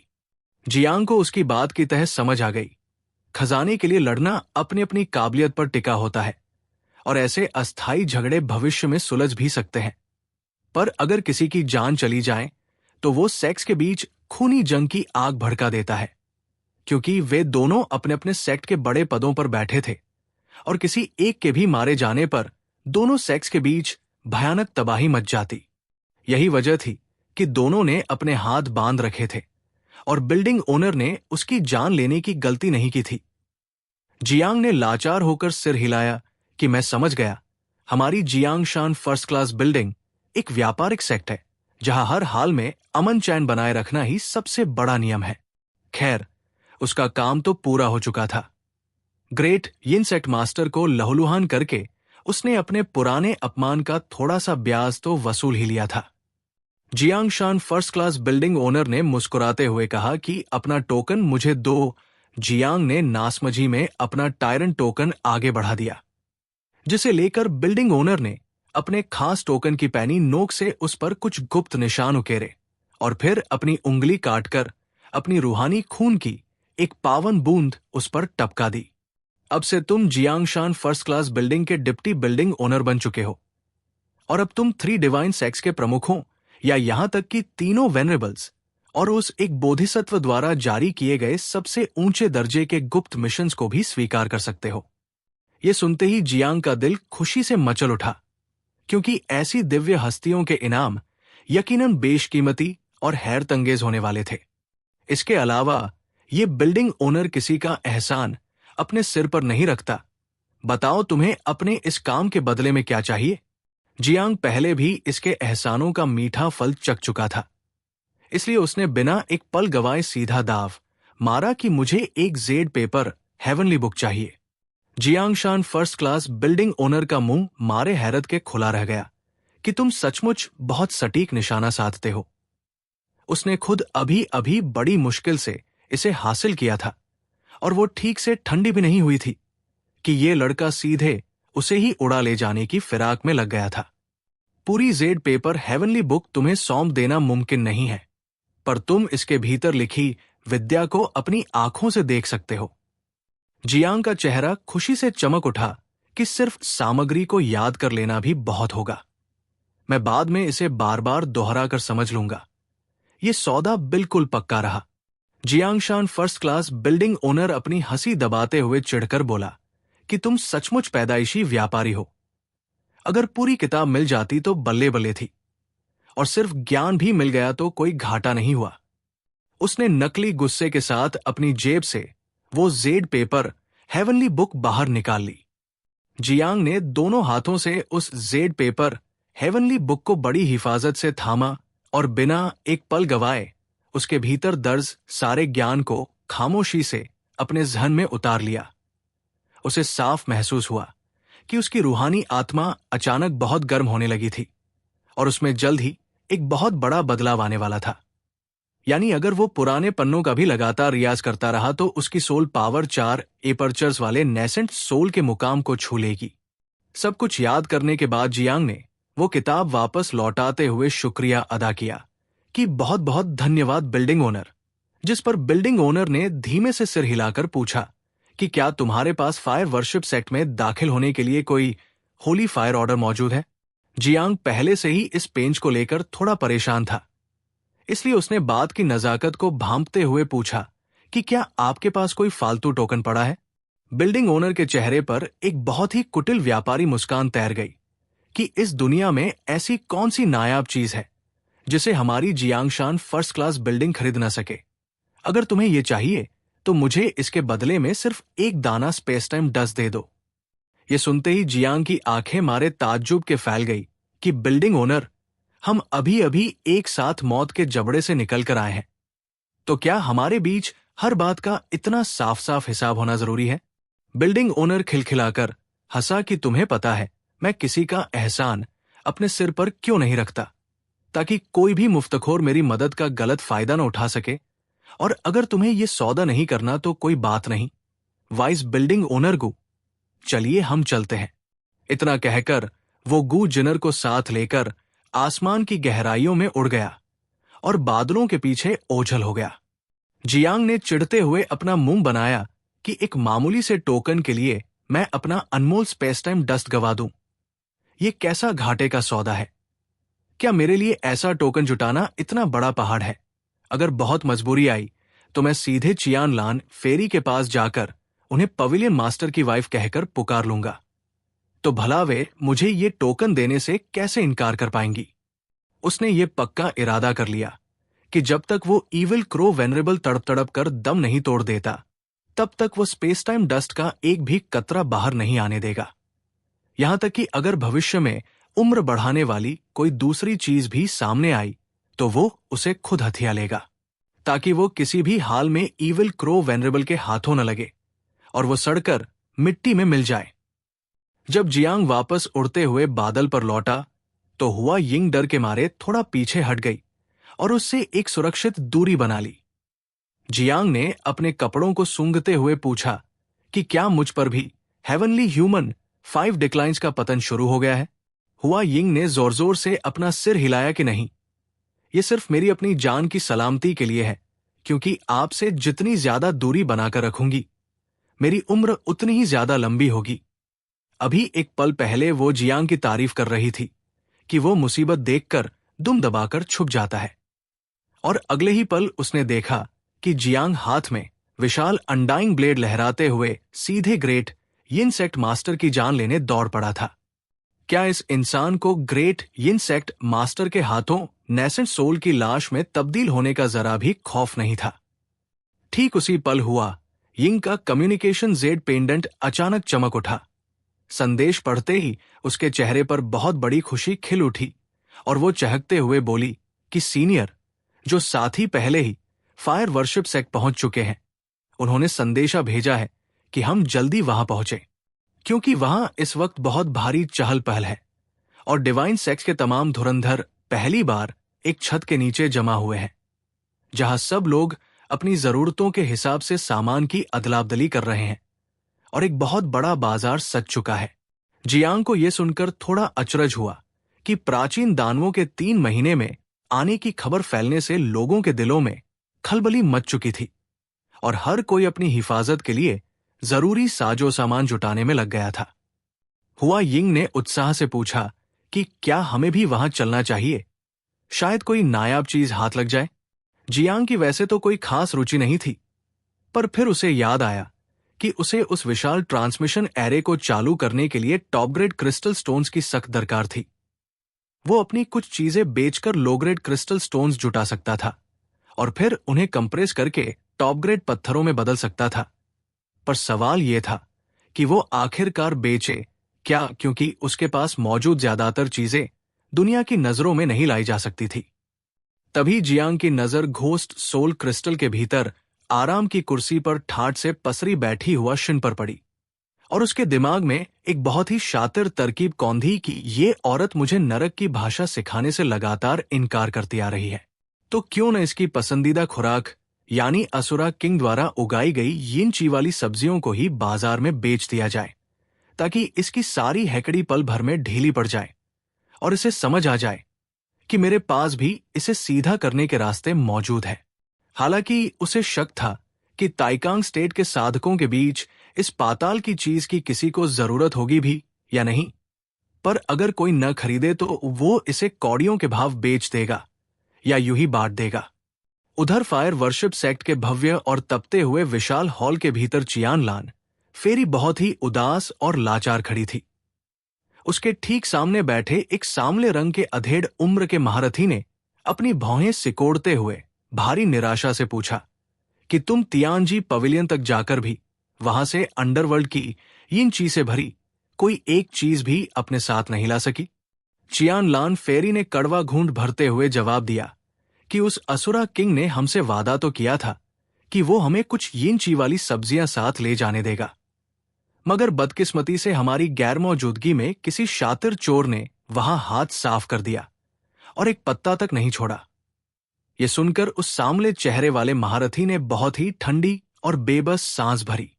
कितने अफसोस की बात है, तुमने अपने हाथ आया ये सुनहरा मौका पूरी तरह गवा दिया। चियान लान फेरी अपने चेहरे पर एक बेबस मुस्कान लाने के अलावा कुछ न कर सकी। फायर वर्शिप सेक्ट के उस रहस्यमयी एल्डर ने अचानक पूछा था कि क्या किसी के पास हेल रियल्म की घनी यिन-ची से भरी कोई चीज मौजूद है, क्योंकि उन्हें अपने किसी खास आर्टिफैक्ट को रिफाइन करने के लिए उसकी सख्त दरकार थी। उन्होंने ये वादा भी किया था कि जो कोई भी उन्हें ऐसी चीज मुहैया कराएगा, वे उसके एक मेरिडियन को खोलने में उसकी पूरी मदद करेंगे। और ये सुनते ही सेक्ट लीडर को तुरंत चियान लान फेरी की याद आई थी, जो अंडरवर्ल्ड की यात्रा करके लौटी थी। इसीलिए उन्होंने उसे पूछताछ के लिए फौरन तलब किया था, पर बदकिस्मती से चियान लान फेरी की झोली पूरी तरह खाली थी। क्या मेरे लिए अभी वापस जाकर उसे ढूंढ लाना मुमकिन है? चियान लान फेरी ने भारी हिचकिचाहट के साथ अपनी आखिरी उम्मीद जताई, क्योंकि नेसेंट सोल रियल्म के भीतर एक भी नया स्तर पार कर पाना बहुत ही टेढ़ी खीर होता था। और ऐसे में जब वो एल्डर खुद मदद करने को तैयार थे, तो ये किस्मत का बहुत बड़ा दरवाजा था, जिससे न सिर्फ एक मेरिडियन खुल जाता, बल्कि उस पहुंचे हुए एल्डर के साथ जीवन भर के ताल्लुकात भी बन जाते। सेक्ट लीडर ने बड़ी बेबसी से अपना सिर हिलाया कि अब बहुत देर हो चुकी है। भले ही तुम पाताल से उसे ढूंढ लाओ, पर वो एल्डर तुम्हारा इंतजार नहीं करेंगे, इसलिए अब तुम यहां से जा सकती हो। चियान लान फेरी ने एक गहरी और ठंडी सांस भरी। वो बहुत ही मायूस और खामोश कदमों से उस विशाल हॉल से बाहर निकल आई, और उसके दिल में एक अजीब सी टीस उठने लगी कि तियानजू के महारथी जल्द ही ताइकांग स्टेट की सरजमी पर कदम रखने वाले हैं। और अगर मैं खुद इतनी ताकतवर न बन सकी, तो मुश्किल वक्त में उसकी रत्ती भर भी मदद नहीं कर पाऊंगी। तभी अचानक उसकी नजरें फायर वर्शिप सेक्ट के उस जगमगाते और भीड़ भाड़ से भरे इलाके पर पड़ी, और उसके दिमाग में एक अनोखा ख्याल कौंधा कि क्यों न इस सजे हुए बाजार में थोड़ा टहल लिया जाए। क्या पता किस्मत साथ दे और मुझे यहां किसी के पास घनी यिन-ची से भरी कोई दूसरी चीज मिल जाए। उधर दूसरी तरफ जियांग और हुआ यिंग उड़ते हुए आखिरकार डालुओ सेक्ट की बाहरी सीमा पर आ पहुंचे। उस लंबे प्राचीन रास्ते पर अनगिनत साधकों ने अपनी अपनी दुकानें सजा रखी थी, और वे तरह तरह के दुर्लभ खजाने बेच रहे थे। यहां तक कि नेसेंट सोल रियल्म के कुछ दिग्गज साधक भी जमीन पर अपनी दुकानें लगाए बैठे थे। जियांग ने चुटकी लेते हुए कहा कि जिंदगी सचमुच बहुत कठिन हो चुकी है। अब तो नेसेंट सोल के महाबलियों को भी पेट पालने के लिए दुकानें लगानी पड़ रही है। उसने एक खाली जगह देखकर वहां एक मेज और कुर्सियां जमा दी, और उस मेज पर पाताल की घनी यिन-ची से लबालब भरी हुई काली और मोटी मूलियों की एक पूरी कतार सजाकर बैठ गया। उसने अपने ठीक पीछे खड़ी हुआ यिंग को डांटते हुए कहा कि तुम मूर्ति की तरह सीधी क्यों खड़ी हो? ग्राहकों को आवाजें लगाओ। हुआ यिंग का चेहरा मारे शर्म के लाल पड़ गया कि यह बहुत ही अजीब लग रहा है। यहां आसपास मेरे जानने वाले बहुत से लोग मौजूद हैं, और अगर किसी ने मेरी आवाज या मुझे पहचान लिया तो मेरी भारी बेइज्जती हो जाएगी। जियांग ने ठाका लगाया कि अच्छा, आवाज नहीं लगाओगी तो फिर तुम भी बिकने वाले सामान का ही एक हिस्सा हो। चुपचाप इस मेज पर लेट जाओ। हुआ यिंग को तुरंत याद आ गया कि वो तो गिरवी रखी हुई अमानत थी, इसलिए उसने भारी मन से बहुत ही धीमी और दबी आवाज में पुकारना शुरू किया कि मूलियां ले लो, बड़ी, मोटी और काली मूलियां। क्या किसी को इनमें दिलचस्पी है? जियांग ने अपनी भौहें सिकोड़ी कि ये आवाज सुनने में इतनी अजीब और उल्टी क्यों लग रही है। ठीक उसी मोड़ पर उसकी जेब में रखा घोस्ट सोल क्रिस्टल जोर जोर से धड़कने लगा। जियांग ने उसे बाहर निकाला तो देखा कि हुआ शिन उस क्रिस्टल के भीतर गुस्से में पागलों की तरह अपने हाथ पैर पटक रही थी कि तुम मेरी खुराक को बाजार में क्यों बेच रहे हो? अगर तुमने इन्हें बेच दिया तो मैं क्या खाऊंगी? जियांग ने अपने दोनों हाथ सीने पर बांधे और बड़े शांत भाव से कहा कि तो क्या तुम्हारा अब भी नरक की भाषा सिखाने का कोई इरादा नहीं है? हुआ शिन ने पूरी हैकड़ी के साथ मुंह फुलाया कि मैं कभी नहीं सिखाऊंगी, एक शब्द भी नहीं सिखाऊंगी। जियांग ने धीमे से सिर हिलाया कि बहुत खूब, तो फिर अपनी आंखों के सामने अपनी खुराक को बिकते हुए देखो। हुआ शिन ने गुस्से में अपने होंठ भींचे और जिद्दी अंदाज में फुंकार मारी कि मुझे पूरा यकीन है कि इस कूड़े को कोई नहीं खरीदेगा। तुम इंसानों को यिन-ची से भरी ऐसी मनहूस चीजों की कभी जरूरत नहीं पड़ती। उसने भी अपने दोनों हाथ सीने पर बांध लिए और रास्ते से गुजरने वाले हर ग्राहक को ऐसी खूंखार नजरों से घूरना शुरू कर दिया कि जो कोई भी दुकान के पास रुकने की हिम्मत करे वो डर के मारे भाग जाए। पूरे 2 घंटे बीत गए और जियांग के लिए उस कुर्सी पर टिके रहना मुश्किल होने लगा।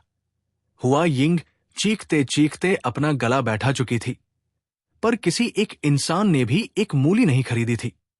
ज्यादा से ज्यादा लोग महज कौतूहल से रुककर देखते और सवाल पूछकर आगे बढ़ जाते।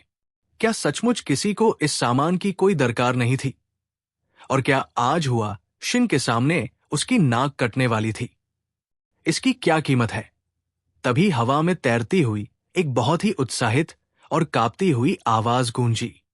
जियांग ने चौंक कर अपनी नजरें ऊपर उठाईं तो उसके होश उड़ गए। सामने नीले रंग के लंबे लिबास में लिपटी एक बेहद हसीन और दिलकश महिला खड़ी थी, जिसके हुस्न में वही पुराना आकर्षण झलक रहा था। और वो कोई और नहीं बल्कि होने वाली पवेलियन मास्टर की वाइफ थी। आपको ये चीज आखिरकार किस लिए चाहिए? जियांग ने भारी हैरत से पूछा कि बाहर का कोई ग्राहक तो नहीं आया, पर अपनी ही जान पहचान की औरत टपक पड़ी। चियान लान फेरी ने भारी बेताबी से कहा कि तुम उन बातों को छोड़ो, बस ये बताओ कि इसके कितने पैसे लोगे? जियांग ने बड़ी बेपरवाही से मेज से एक मूली उठाई और सीधे उनके हाथों में थमा दी कि ये आपके लिए बिल्कुल मुफ्त है। आखिरकार अपनों से पैसे वसूलना सही नहीं होता।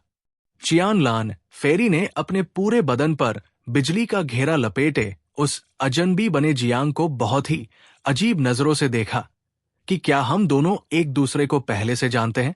जियांग ने लाचार होकर अपने चेहरे से बिजली के उस नकाब को हटाया कि जाहिर सी बात है, मुझ जैसे भले इंसान के सिवा आपको मुफ्त में सामान देने की दरियादिली और कौन दिखाएगा? ओ नखरेबाज औरत! चियान लान फेरी एक पल के लिए सन्न रह गई और फिर जियांग का असली चेहरा पहचानते ही उनकी आंखों में हैरानी और हंसी एक साथ छलक उठी कि अरे बदमाश छोकरे, तूने अभी अपनी जुबान से क्या बका? जरा दोबारा बोलकर तो दिखा। और इतना कहते ही उन्होंने झपटकर जियांग का कान ऐंठने के लिए अपना हाथ आगे बढ़ा दिया। जियांग ने मुस्कुराते हुए फुर्ती से उनका हाथ चकमा दिया और बोला कि एक तो मैं आपको तोहफे में सामान दे रहा हूं और ऊपर से आप मेरा ही कान खींचने पर तुली है। अगर ऐसा है तो फिर मैं आपको ये मूली बिल्कुल नहीं दूंगा। इतना कहते ही उसने अपनी दुकान समेटने का झूठा नाटक शुरू कर दिया। चियान लान फेरी ने नथुने फुलाते हुए जोर से फुंकार मारी कि मैं भी हैरान थी कि इस दुनिया में पाताल की यिन-ची से लबालब ऐसी नायाब चीजें आखिरकार कहां से टपक पड़ी। तो ये तुम्हारी करामात थी छोकरे, यानी उस असुरा किंग के बगीचे में सेंध लगाकर उसकी सब्जियां साफ करने वाला वो शातिर चोर कोई और नहीं बल्कि तुम ही थे। उन्हें याद आया कि जियांग ने किस तरह बड़ी मासूमियत से उस चोरी का पूरा इल्जाम उस सीधे सादे चू शिंग के सिर मढ़ दिया था। और ये याद आते ही वे अपनी हंसी पर काबू नहीं रख पाए और खिलखिलाकर ठहाके लगाने लगी कि सचमुच इस तरह का धूर्त कारनामा सिर्फ ये लड़का ही अंजाम दे सकता था। जियांग ने आसमान की तरफ अपनी 2 उंगलियां उठाई कि मैं ऊपर वाले की कसम खाकर कहता हूं कि जो कोई भी यिन-ची वाली ये सब्जियां खाएगा, उस पर आसमान से बिजली गिरेगी और उसे इस जिंदगी में कभी किसी का प्यार नसीब नहीं होगा। उधर जियांग की जेब में पड़ी घोस्ट सोल क्रिस्टल के भीतर कैद हुआ शिन बुरी तरह बौखला कर पागलों की तरह क्रिस्टल की दीवारें पीटने लगी, पर जियांग ने बड़ी होशियारी से उसकी आवाज म्यूट कर रखी थी, इसलिए बाहर एक भी चीख सुनाई नहीं दी। पर उसके चेहरे के गुस्से को देखकर साफ लग रहा था कि वो जियांग को बहुत ही जहरीली बद्दुआएं दे रही थी। चियान लान फेरी ने अपनी आंखें मटकाते हुए कहा कि अपनी ये चालाकी अपने पास रखो। मैंने तुमसे पूछा कि क्या तुमने चोरी की है और तुम दलील दे रहे हो कि तुमने खाई है। मेरे पास अभी तुमसे गपशप करने का फालतू वक्त नहीं है। मैं तुमसे फुर्सत में आकर हिसाब चुकता करूंगी। उन्होंने बिना किसी संकोच के मेज से एक मोटी मूली उठा ली और बोली कि बताओ इनकी क्या कीमत लोगे। मैं तुम्हारा कोई एहसान अपने सिर नहीं लेना चाहती, तुम बस अपनी कीमत बोलो। जियांग ने बेबसी से हाथ हिलाया कि मुझे खुद नहीं पता कि इनकी क्या कीमत होनी चाहिए। आप बस शगुन के तौर पर मुझे 10 लाख क्रिस्टल स्टोन्स दे दीजिए। आखिरकार एक नेसेंट सोल महारथी के लिए 10 लाख क्रिस्टल स्टोन्स कोई बड़ी रकम नहीं थी। चियान लान फेरी ने बिना एक भी लफ्ज जाया किए फौरन एक स्पेस स्टोरेज डिवाइस उसकी तरफ उछाल दिया और बोली कि यहां से कहीं दूर मत जाना, मैं अपना काम निपटाकर तुम्हें यही ढूंढने आऊंगी। और इतना कहकर वे हवा की तेजी से वहां से ओझल हो गई। जियांग ने उस स्पेस स्टोरेज डिवाइस को लपका और अपनी रूहानी चेतना से उसे अंदर झांक कर देखा, तो वो पूरी तरह हक्का बक्का रह गया, क्योंकि उसके भीतर पत्थरों का एक विशाल पहाड़ मौजूद था जो चमकती हुई आध्यात्मिक ऊर्जा और क्रिस्टल पत्थरों से जगमगा रहा था। ये क्या चीज है? जियांग ने वो डिवाइस पीछे खड़ी हुआ यिंग की तरफ बढ़ा दी। हुआ यिंग ने एक नजर में उसे पहचाना और कहा कि ये एक लो ग्रेड क्रिस्टल खदान है। इस इलाके में बड़े बड़े व्यापार अक्सर पूरी खदानों के रूप में ही तय किए जाते हैं। ओह! जियांग की समझ में सारी बात आ गई, और जब उसने मेज पर बची बाकी मूलियों को देखा तो लगा कि अब कोई दूसरा ग्राहक इन्हें खरीदने नहीं फटकेगा। इसलिए उसने अपनी दुकान समेटकर वहां से निकलने का फैसला कर लिया। नौजवान, इन मूलियों की क्या कीमत लगाओगे? ये बूढ़ा तुम्हारी ये सारी मूलियां एक साथ खरीदना चाहता है। तभी अचानक एक गंजा बूढ़ा आदमी उसकी मेज के सामने आ खड़ा हुआ, जिसकी चमड़ी खुरदरी और गहरे लाल रंग की थी और शरीर थोड़ा थुलथुला था। उसने अपने दोनों हाथ अपनी पीठ के पीछे बांध रखे थे और मेज पर सजी अनगिनत मूलियों को देखकर उसकी आंखों में गहरे अचरज की एक तीखी चमक कौंध गई। एक और खरीदार, और वह भी सारा माल एक साथ साफ करना चाहता है। ये सुनते ही हुआ शिन के होश उड़ गए, क्योंकि वे मूलियां उसकी कुल खुराक का 1/3 हिस्सा थी, और अगर वे बिक गई तो वो दाने दाने को तरस जाएगी। उसने बदहवास होकर घोस्ट सोल क्रिस्टल को जोर जोर से पीटा कि मैं सिखाऊंगी, मैं तुम्हें नरक की पूरी भाषा सिखाऊंगी, बस मेरी खुराक मत बेचो। जियांग ने मन ही मन कुटिल ठहाका लगाया कि आखिरकार चिड़िया जाल में फंस ही गई। उसने मेज से सिर्फ एक मूली उठाई और बाकी सारी मूलियों को समेटकर अपने स्टोरेज में वापस रख लिया कि मैं इनमें से सिर्फ एक ही मूली बेचूंगा। उस लाल चमड़ी वाले बूढ़े ने ज्यादा माथा पच्ची नहीं की और सीधा सवाल किया कि ठीक है, बताओ इसके लिए कितने क्रिस्टल स्टोन्स चाहिए? जियांग ने पहले तो सोचा कि वो इससे भी एक लो ग्रेड क्रिस्टल खदान मांग ले, पर फिर उसे लगा कि वो रियायत तो उसने अपनी जान पहचान वाली फेरी को दी थी, तो भला एक बिल्कुल अनजान परदेसी से भी वही मामूली कीमत क्यों वसूली जाए। इसलिए उसने कीमत को कई गुना बढ़ाने का मन बना लिया। ठीक है, मुझे इसके बदले में एक टॉप ग्रेड क्रिस्टल खदान चाहिए। कितनी? वो बूढ़ा एक पल के लिए ठिठक गया और उसने जियांग की आंखों में गहराई से झांक कर देखा कि कहीं ये छोकरा उसके साथ कोई घटिया मजाक तो नहीं कर रहा। कुछ पलों की भारी खामोशी के बाद उस बूढ़े ने बिना कोई मोलभाव किए चुपचाप एक स्पेस स्टोरेज डिवाइस बाहर निकाली और कहा कि ठीक है, ये लो। जियांग ने बेपरवाही से उस डिवाइस को स्कैन किया, और जब पक्का हो गया कि वो सचमुच एक विशाल खदान थी, तो उसने वो मूली उस बूढ़े के हाथों में उछाल दी कि सौदा तय रहा। उस बूढ़े के जाते ही जियांग ने उस टॉप ग्रेड क्रिस्टल खदान वाले स्पेस स्टोरेज डिवाइस को बड़े नाजों से देखा और मुस्कुराते हुए बोला कि अगर एक लो ग्रेड क्रिस्टल खदान की कीमत 10 लाख क्रिस्टल स्टोन्स के बराबर है, तो फिर इस टॉप ग्रेड क्रिस्टल खदान की कीमत यकीनन कुछ मिलियन क्रिस्टल स्टोन्स तो होगी ही, है ना? उसके ठीक पीछे खड़ी हुआ यिंग का चेहरा किसी मुर्दे जैसा सफेद पड़ चुका था, और उसने बिल्कुल सुन्न आवाज में कहा कि कुछ मिलियन नहीं, बल्कि पूरे 100 मिलियन। क्या? जियांग ये सुनते ही भारी सदमे से उछल पड़ा और उसकी पूरी मेज पलटकर जमीन पर जा गिरी कि तुमने क्या कहा? कितनी? पूरे 100 करोड़ क्रिस्टल स्टोन्स। हुआ यिंग खुद भी अविश्वास से कांप रही थी कि टॉप ग्रेड, मिड ग्रेड और लो ग्रेड क्रिस्टल खदानों के बीच विनिमय की दर 1 से 10 की होती है, और तुमने एक मामूली सी मूली पूरे 100 करोड़ क्रिस्टल स्टोन्स में उस बूढ़े के मत्थे मढ़ दी।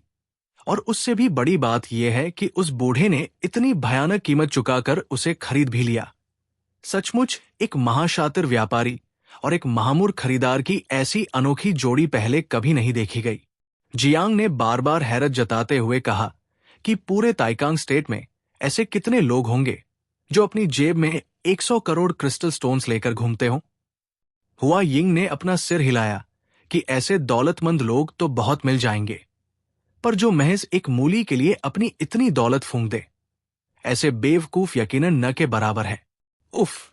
जियांग ने अपनी जीभ दांतों तले दबाई कि ऊपर वाले की सौगंध, मेरा आज कोई ठग व्यापारी बनने का इरादा बिल्कुल नहीं था। जब उसे एहसास हुआ कि उसने अनजाने में किसी बहुत खूंखार और रसूखदार हस्ती की जेब काट ली है, तो उसकी वहां एक पल भी ठहरने की हिम्मत नहीं हुई। उसने फुर्ती से अपनी दुकान समेटी और वहां से रफूचक कर होते हुए बुदबुदाया कि मैं बस यही दुआ करता हूं कि उस लाल चेहरे वाले बूढ़े का कोई बहुत बड़ा और जानलेवा बैकग्राउंड न हो। Fire worship set forbidden land.